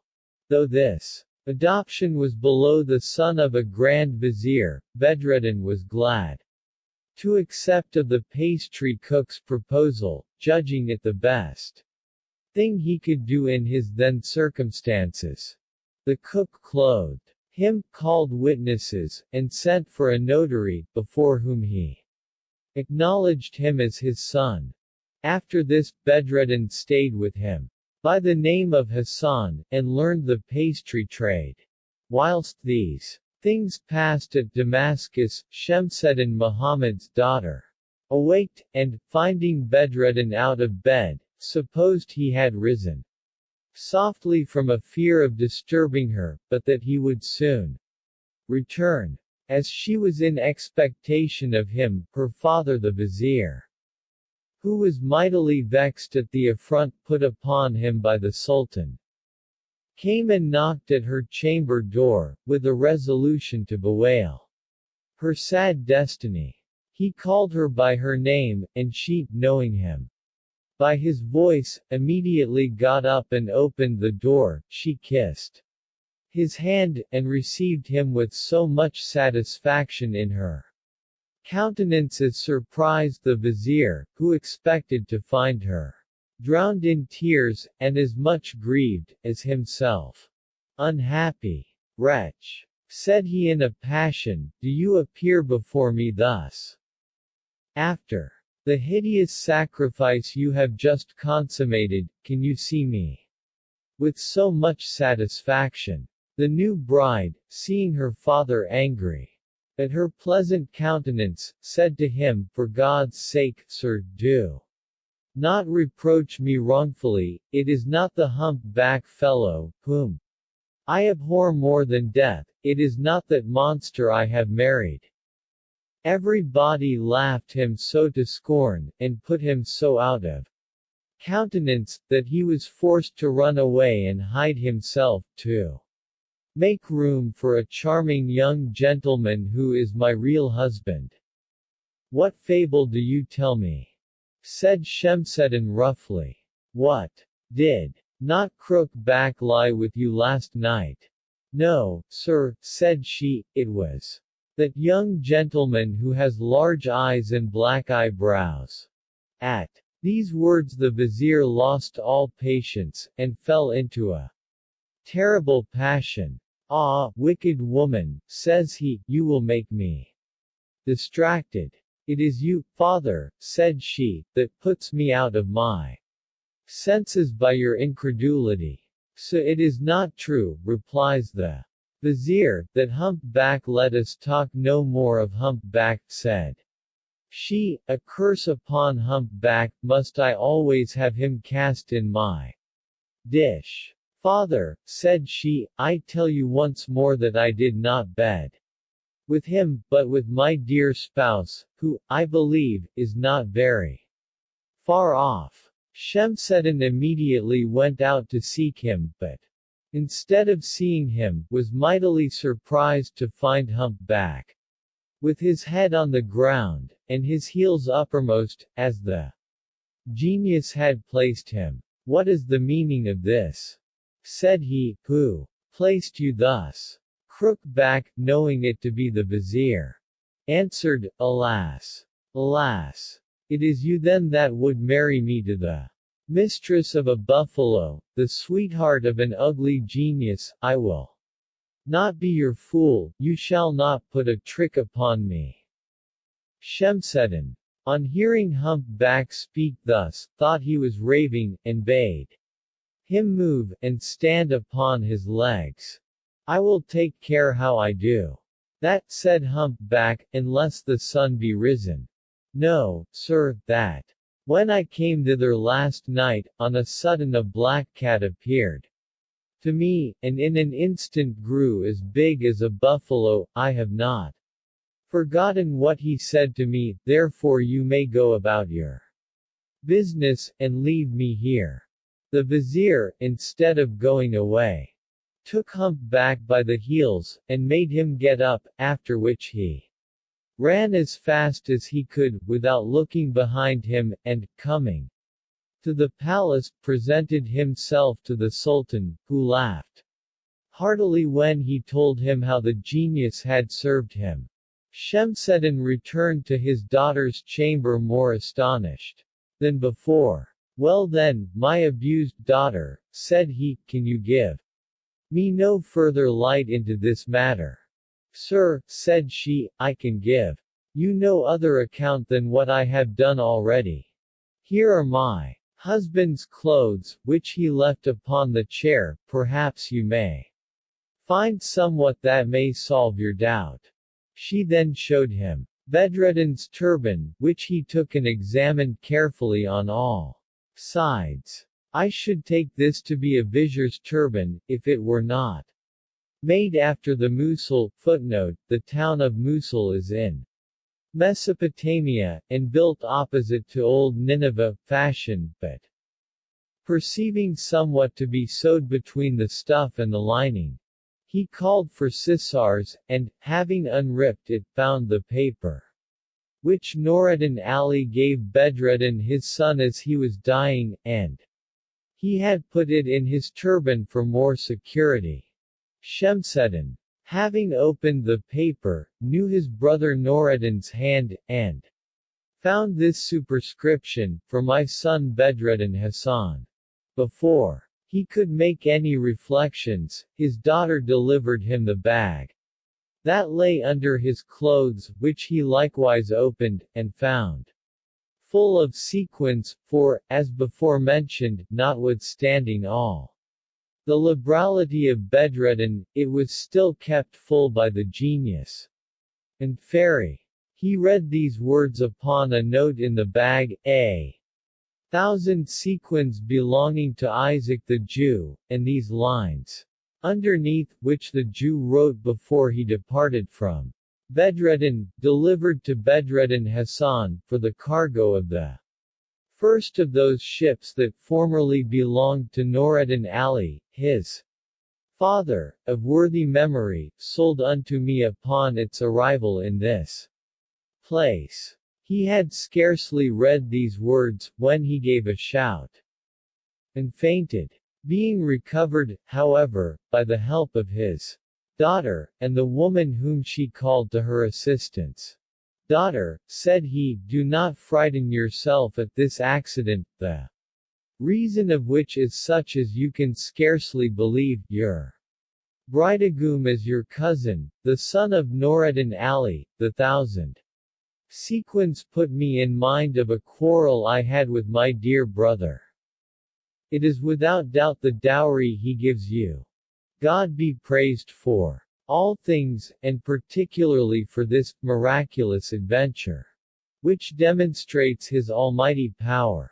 Then looking again upon his brother's writing, he kissed it several times, shedding abundance of tears. Having looked over the book from one end to the other, he found the date of his brother's arrival at Balsora, his marriage, and the birth of Bedreddin Hassan, and when he compared the same with the day of his own marriage, and the birth of his daughter at Cairo, he wondered how everything so exactly agreed.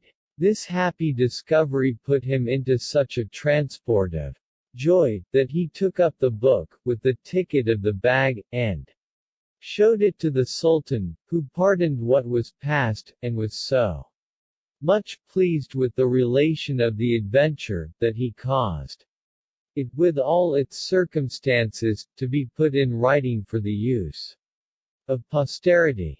Meanwhile Shemseddin could not comprehend why his nephew did not appear. He expected him every moment, and was impatient to have him in his arms. After he had expected him 7 days in vain, he searched for him through all Cairo, but could hear no news of him, which perplexed him very much.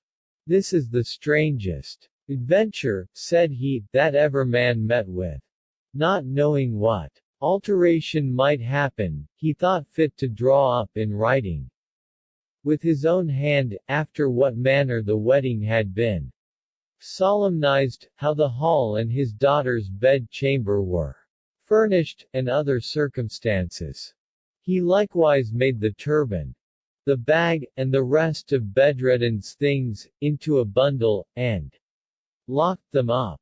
After some weeks, the vizier's daughter perceived herself with child, and was delivered of a son at the end of 9 months. A nurse was provided, besides women and slaves, and his grandfather called him a gib. Footnote: this word, in Arabic, signifies wonderful. When young Agib had attained the age of 7, the vizier, instead of teaching him to read at home, sent him to a master who was in great esteem, and 2 slaves were ordered to wait upon him. Agib used to play with his school fellows, and as they were all inferior to him in quality, they showed him great respect, according to the example of their master, who often would excuse faults in him that he would not pass by in the rest. This complaisance spoiled Agib so, that he became proud and insolent, would have his play-fellows bear all from him, and would bear nothing from them, but be master every where, and if any one took the liberty to thwart him, he would call them 1,000 names, and many times beat them. In short, all the scholars were weary of his company, and complained of him to the master, who answered, that they must have patience. But when he saw that Agib still grew more and more insolent, and occasioned him a great deal of trouble, "Children," said he to his scholars, "I find that Agib is a little insolent gentleman. I will show you a way how to mortify him, so that he will never torment you more. Nay, I believe it will make him leave the school, when he comes again tomorrow, and if you have a mind to play together, set yourselves round him, and do one of you call out, 'Come, let us play,' but upon condition, that he who desires to play shall tell his own name, and the names of his father and mother. And they who refuse it shall be esteemed bastards, and not suffered to play in our company." Next day, accordingly, when they were gathered together, they failed not to follow their master's instructions. They placed themselves round Agib, and one of them called out, "Let us begin a play, but on condition, that he who cannot tell his own name, with that of his father and mother, shall not play at all." They all cried out, and so did Agib, we consent to it. Then he that spoke first asked every one the question, and all fulfilled the condition except Agib, who answered, My name is Agib, my mother is called the Lady of Beauty, and my father Shemseddin Muhammad, vizier to the Sultan. At these words the children cried out, Agib, what do you say? That is not the name of your father, but of your grandfather. A curse on you, said he in a passion, what? Dare you say that the Vizier Shemseddin is not my father? No, no, cried they, with great laughter, he is but your grandfather, and you shall not play with us, nay, we will take care how we come into your company. Having spoken thus, they left him, scoffing and laughing among themselves, which mortified Agib so much that he wept. The schoolmaster, who was near, and heard all that passed, came just at the nick of time, and speaking to Agib, says, Agib, do not you know that the Vizier Shemseddin is not your father, but your grandfather, and the father of your mother, the Lady of Beauty? We know not the name of your father any more than you do, but only know that the Sultan was going to marry your mother to one of his grooms, a hump-back fellow, but a genius lay with her. This is hard upon you, and ought to teach you to treat your school fellows with less haughtiness than you have done hitherto. Little Agib, being nettled at this, ran hastily out of the school, and went home crying.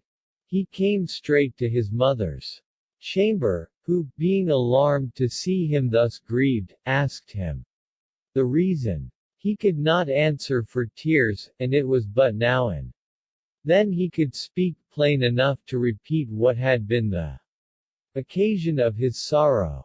Having come to himself, Mother, said he, for the love of God, be pleased to tell me who is my father. My son, said she, Shemseddin Muhammad, that every day makes so much of you, is your father.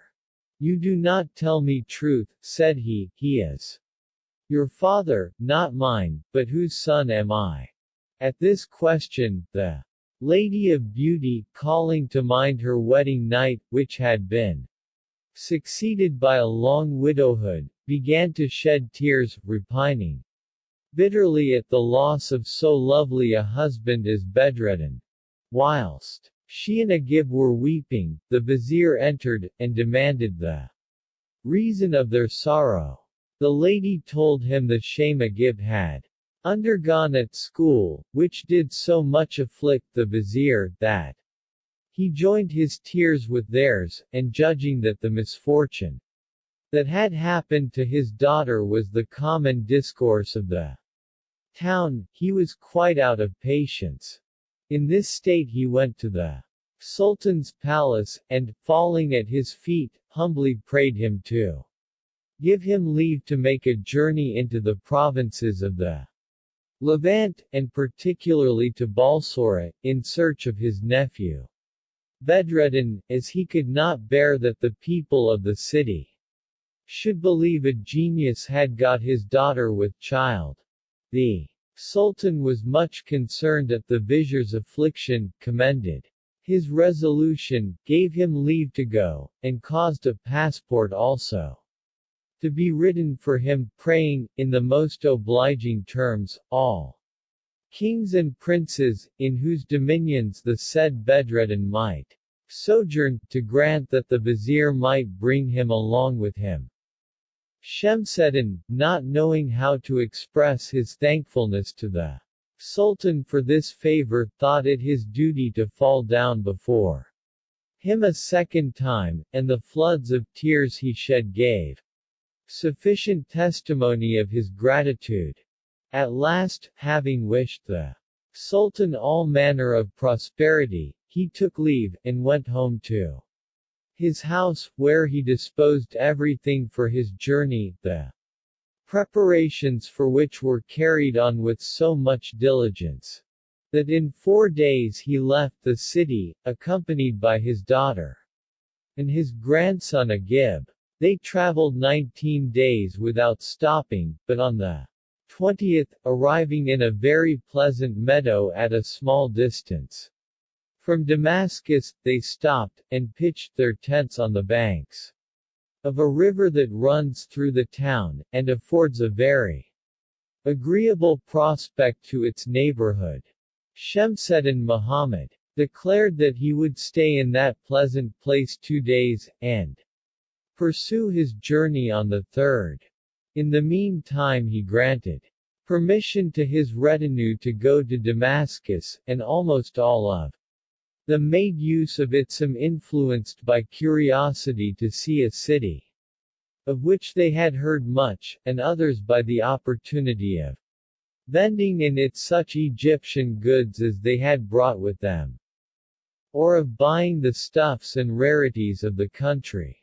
The beautiful lady, desirous that her son Agib might share in the satisfaction of viewing that celebrated city, ordered the black eunuch, who acted in the quality of his governor, to conduct him hither, and to take care that he came to no harm. Accordingly, Agib, arrayed in magnificent apparel, went along with the eunuch, who held a large cane in his hand. They had no sooner entered the city than Agib, fair and glorious as the day, attracted the eyes of the people. Some left their houses in order to gain a nearer view of him, others looked out at their windows, and those who passed along the streets were not satisfied with stopping to view him, but kept pace with him to prolong the pleasure of such an agreeable sight. In fine, every one admired him, and implored 1,000 benedictions on the father and mother who had given being to so fine a child. By chance the eunuch and he passed by the shop where Bedreddin Hassan was, and there the crowd was so great that they were forced to halt. The pastry cook who had adopted Bedreddin had died some years before, leaving him his shop and all his estate, and he now managed the pastry trade so dexterously, that he gained great reputation in Damascus. Bedreddin, seeing so great a crowd gazing attentively upon Agib and the black eunuch, stepped out to view them himself. Having cast his eyes particularly on Agib, he presently found himself involuntarily moved. He was not struck, like the crowd, with the shining beauty of the boy. A very different cause, unknown to him, gave rise to his commotion. It was the force of the blood that worked in this tender father, who, laying aside all business, made up to Agib, and, with an engaging air, said to him, "My little lord, who hast won my soul, be so kind as to come into my shop, and eat a bit of such fare as I have, that I may have the pleasure of admiring you at my ease." These words he pronounced with such tenderness, that tears trickled from his eyes. Little Agib himself was greatly moved, and, turning to the eunuch, said, "This honest man's face pleases me much. He speaks in such an affectionate manner, that I cannot avoid complying with his desire. Let us step into his house, and taste his pastry." "Ah, by my troth," replied the slave, "it would be a fine thing to see the son of a vizier go into a pastry shop to eat. Do not you imagine that I will suffer any such thing?" "Alas, my little lord," cried Bedreddin, "it is an injustice to trust your conduct in the hands of a person who treats you so harshly." Then, applying himself to the eunuch, "My good friend," continued he, "pray do not hinder this young lord to grant me the favor I ask. Do not put that piece of mortification on me, rather do me the honor to walk in along with him, and, by so doing, you will give the world to know, that, though your outside is brown like a chestnut, your inside is as white as his. Do you know, continued he, that I am master of the secret to make you white, instead of being black as you are? This set the eunuch a-laughing, and then he asked Bedreddin what that secret was. I will tell you, replied Bedreddin, repeating some verses in praise of black eunuchs, implying that by their ministry the honor of princes, and of all great men, was ensured. The eunuch was so charmed with the verses, that, without further hesitation, he suffered Agib to go into the shop, and also went in himself. Bedreddin was overjoyed at having obtained what he had so passionately desired, and, falling about the work he had discontinued, I was making, said he, cream tarts, and you must, with submission, eat of them. I am persuaded you will find them very good, for my own mother, who makes them incomparably well, taught me, and people send to buy them of me from all quarters of the town. This said, he took a cream tart out of the oven, and, after strewing on it some pomegranate kernels and sugar, set it before Agib, who pronounced it very delicious. Another was served up to the eunuch, who gave the same judgment.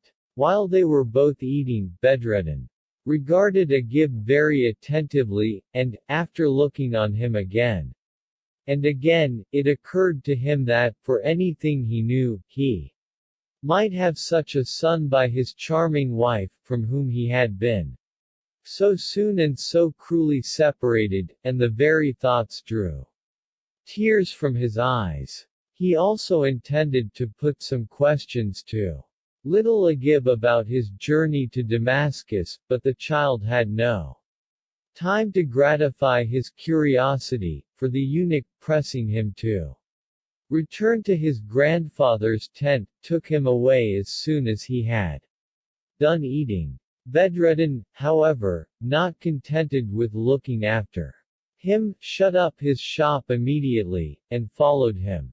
The eunuch, perceiving that he followed them, was extremely surprised. You impertinent fellow, said he, with an angry tone, what do you want? My dear friend, replied Bedreddin, do not trouble yourself. I have a little business out of town that is just come into my head, and I must needs go and look after it. This answer, however, did not at all appease the eunuch, who, turning to Agib, said, this is all owing to you. I foresaw that I should repent of my complacence. You would needs go into the man's shop. It was not wise in me to give you leave. Perhaps, replied Agib, he has real business out of town, and the road is free to everybody. While this conversation passed, they kept walking together, without looking behind them, till they came near the vizier's tents, when they turned about to see if Bedreddin followed them. Agib, perceiving he was within 2 paces of him, grew red and white alternately, according to his different emotions. He was afraid that the Grand Vizier his grandfather should come to know that he had been in the pastry shop, and had eaten there. In this dread he took up a pretty large stone that lay at his foot, and, throwing it at Bedreddin, hit him on the forehead, which gave him such a wound, that his face was covered with blood. He then took to his heels, and ran under the eunuch's tent. The eunuch gave Bedreddin to understand that he had no reason to complain of a mischance which he had merited and brought upon himself. Bedreddin turned towards the city, staunching the blood with his apron, which he had not put off. I was a fool, said he within himself, for leaving my house, to take so much pains about this. Brat, for doubtless he would never have used me after this manner, if he had not thought I had some fatal design against him. When he got home, he had his wound dressed, and softened the sense of his mischance by the reflection that there was an infinite number of people yet more unfortunate than himself. Bedreddin kept on the pastry trade at Damascus, whence his uncle Shemseddin departed 3 days after his arrival. He went by the way of Amas, Hana, and Halep, then crossed the Euphrates, and after passing through Mardin, Mosul, Singier, Diyarbakir, and several other towns, arrived at last at Balsora, and, immediately after his arrival, desired audience of the Sultan, who was no sooner informed of Shemseddin's quality, than he received him very favorably, and asked him the occasion of his journey to Balsora. Sir, replied the vizier Shemseddin, I come to know what is become of the son of Noreddin Ali, my brother, who has had the honor to serve your majesty. Noreddin, said the Sultan, has been dead a long while. As to his son, all I can tell you of him is that he disappeared very suddenly about 2 months after his father's death, and nobody has seen him since, notwithstanding all the inquiry I ordered to be made, but his mother, who is the daughter of one of my viziers, is still alive. Shemseddin desired leave of the Sultan to see her, and carry her to Egypt. And having obtained his request, without tarrying till next day, for the satisfaction of seeing her, inquired her place of abode. And that very hour went to her house, accompanied by his daughter and grandson. The widow of Noreddin resided still in the same house where her husband had lived. It was a very magnificent structure, adorned with marble pillars, but Shemseddin did not stop to view it. At his entry, he kissed the gate, and the piece of marble upon which his brother's name was written in letters of gold. He desired to speak with his sister-in-law, and was told by the servants that she was then in a small edifice, in the form of a dome, which they showed him, in the middle of a very spacious court. This tender mother used to spend the greater part of the day, as well as the night, in that room, which she had built in order to represent the tomb of Bedreddin, whom she supposed to be dead after so long an absence. At this very instant she was shedding tears at the thoughts of her dear child, and Shemseddin, entering, found her laboring under that affliction. He paid his compliments, and, after beseeching her to suspend her tears and groans, gave her to know that he had the honor to be her brother-in-law, and acquainted her with the occasion of his journey from Cairo to Balsora. Shemseddin, after relating all that had passed at Cairo on his daughter's wedding night, and the surprise occasioned by the discovery of the paper sewed up in Bedreddin's turban, presented to her Agib and the beautiful lady, the widow of Noreddin Ali, who had still continued sitting like a woman moped and weaned from the affairs of this world, no sooner understood by his discourse that her dear son, whom she lamented so bitterly, might still be alive, than she rose, and repeatedly embraced the beautiful lady and her grandchild Agib. And perceiving in the youth the features of Bedreddin, she shed tears very different from those to which she had been so long accustomed. She could not forbear kissing the youth, who, on his part, received her embraces with all the demonstrations of joy he was capable of. Madam, said Shemseddin, it is time to wipe away your tears, and cease your groans. You must now think of accompanying us to Egypt. The Sultan of Balsora has given me leave to carry you thither, and I doubt not that you will agree to it. I am hopeful that we shall at last find out your son, my nephew, and if that should come to pass, the history of him, of you, of my own daughter, and of my own adventures, will deserve to be committed to writing, and to be transmitted to posterity. The widow of Noreddin Ali heard this proposal with pleasure, and from that very minute ordered preparations to be made for her departure. In the meantime Shemseddin desired a second audience, and, after taking leave of the Sultan, who received him with ample marks of respect, giving him a considerable present for himself, and another of great value for the Sultan of Egypt, he set out from Balsora for the city of Damascus. When he arrived in its neighborhood, he ordered his tents to be pitched without the gate at which he designed to enter the city, and gave out that he would tarry there 3 days in order to give his equipage rest, and buy up the best curiosities he could meet with, in order to present them to the Sultan of Egypt.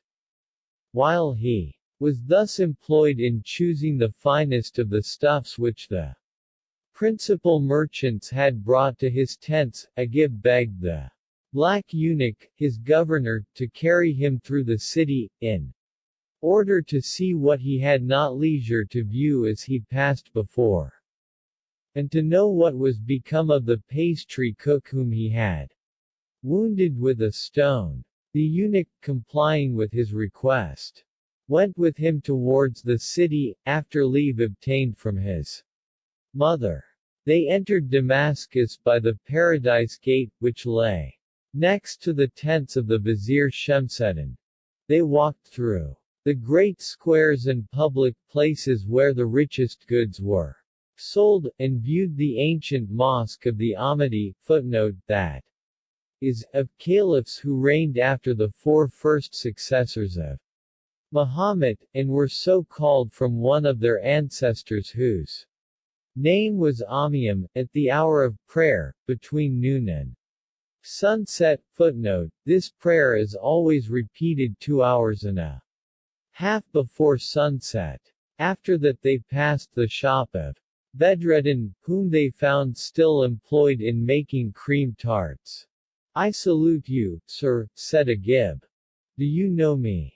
Do you remember ever seeing me before?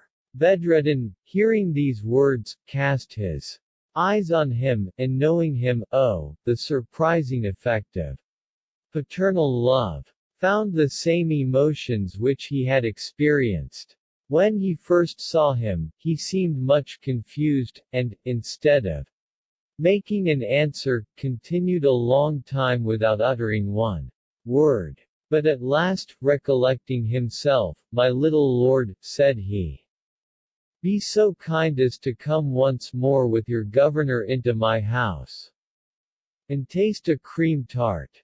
I beg your lordship's pardon for my imprudence in following you out of town. I was at that time not myself, and scarcely knew what I did.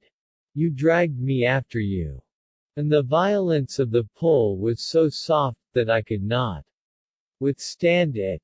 Agib, astonished at what Bedreddin said, replied, "Thus, there is an excess in the kindness you express, and unless you engage, on oath, not to follow me when I go from hence, I will not enter your house.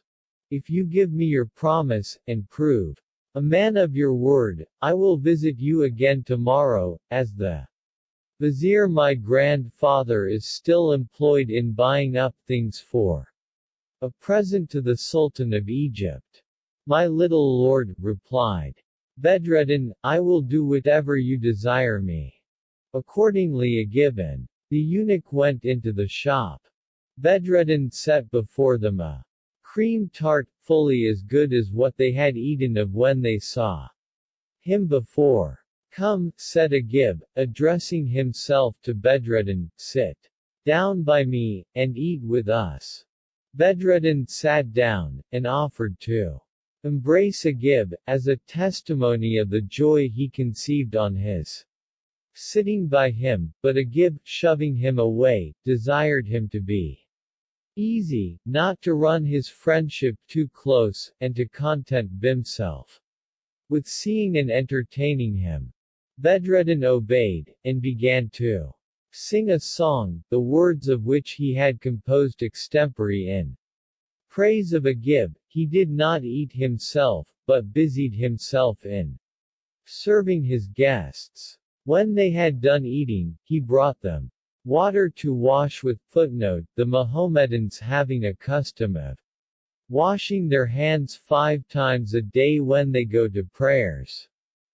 They reckon that they have no occasion to wash before eating, but always after it, because they eat without forks, and a white napkin to wipe their hands. He then filled a large china cup with sherbet, and put snow into it. Footnote: this is done all over the Levant, for the purpose of cooling liquor, and offering it to Agib. This, said he, is sherbet of roses, and the pleasantest you will meet with in all Damascus. I am sure you never tasted better. Agib, having drunk of it with pleasure, Bedreddin Hassan took the cup from him, and presented it to the eunuch, who drank the contents at one pull. In short, Agib and his governor, having fared sumptuously, returned thanks to the pastry cook for their good entertainment, and proceeded homewards, it being then pretty late. Few they arrived at the tents of Shemseddin. Agib's grandmother received him with transports of joy. Her son Bedreddin ran always in her mind, and, in embracing Agib, the remembrance of him drew tears from her eyes. Ah, my child, said she, my joy would be complete, had I the pleasure of embracing your father Bedreddin Hassan as I now embrace you. Then sitting down to supper, she made Agib sit by her, and put several questions to him relating to the walk he had been taking along with the eunuch, and, complaining of his want of appetite, gave him a piece of a cream tart that she had made herself, and was indeed very good, for I told you before that she could make them better than the best pastry cooks. She likewise gave part of it to the eunuch, but they had eaten so heartily at Bedreddin's house, that they could not taste it. Agib no sooner touched the piece of cream tart that had been set before him, than he pretended that he did not like it, and left it uncut. Shaban. Footnote: the Mohammedans give this name generally to their black eunuchs, for such was the eunuch's name. Did the same the widow of Noreddin Ali observed, with regret, that her grandson did not like the tart. What, said she, does my child thus despise the work of my hands? Be it known to you, that not one in the world can make such cream tarts, except myself and your father Bedreddin, whom I myself taught.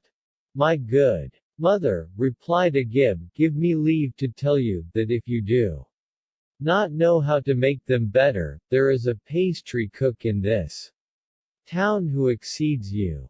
We were but just now at his shop, and ate of one that was much better than yours. The grandmother, frowning on the eunuch, said, how now, Shaban? Was the care of my grandchild committed to you to carry him to eat at pastry shops like a beggar?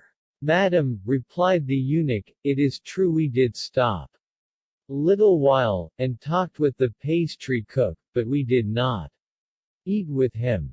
Pardon me, said Agib, we went into his shop, and there ate a cream tart. Upon this, the lady, more incensed against the eunuch than before, rose in a passion from the table. and running to the tent of Shemseddin, informed him of the eunuch's crime, and that in such terms as tended more to inflame the vizier than to dispose him to excuse it. Shemseddin, who was naturally passionate, did not fail on this occasion to display his anger. He went forthwith to his sister-in-law's tent, and, making up to the eunuch, "What," said he, "you pitiful wretch, have you the impudence to abuse the trust I repose in you?" Shaban, though sufficiently convicted by Ajib's testimony, still denied the fact. But the child persisted in what he had already affirmed. "Grandfather," said he, "I can assure you that we did not only eat, but that both of us so much satisfied our appetites that we have no occasion for supper. Besides, the pastry cook treated us with a large bowl of sherbet." "Well," cried Shemseddin, turning to Shaban, "after all this, will you continue to deny that you entered the pastry cook's house, and ate there?" Shaban had still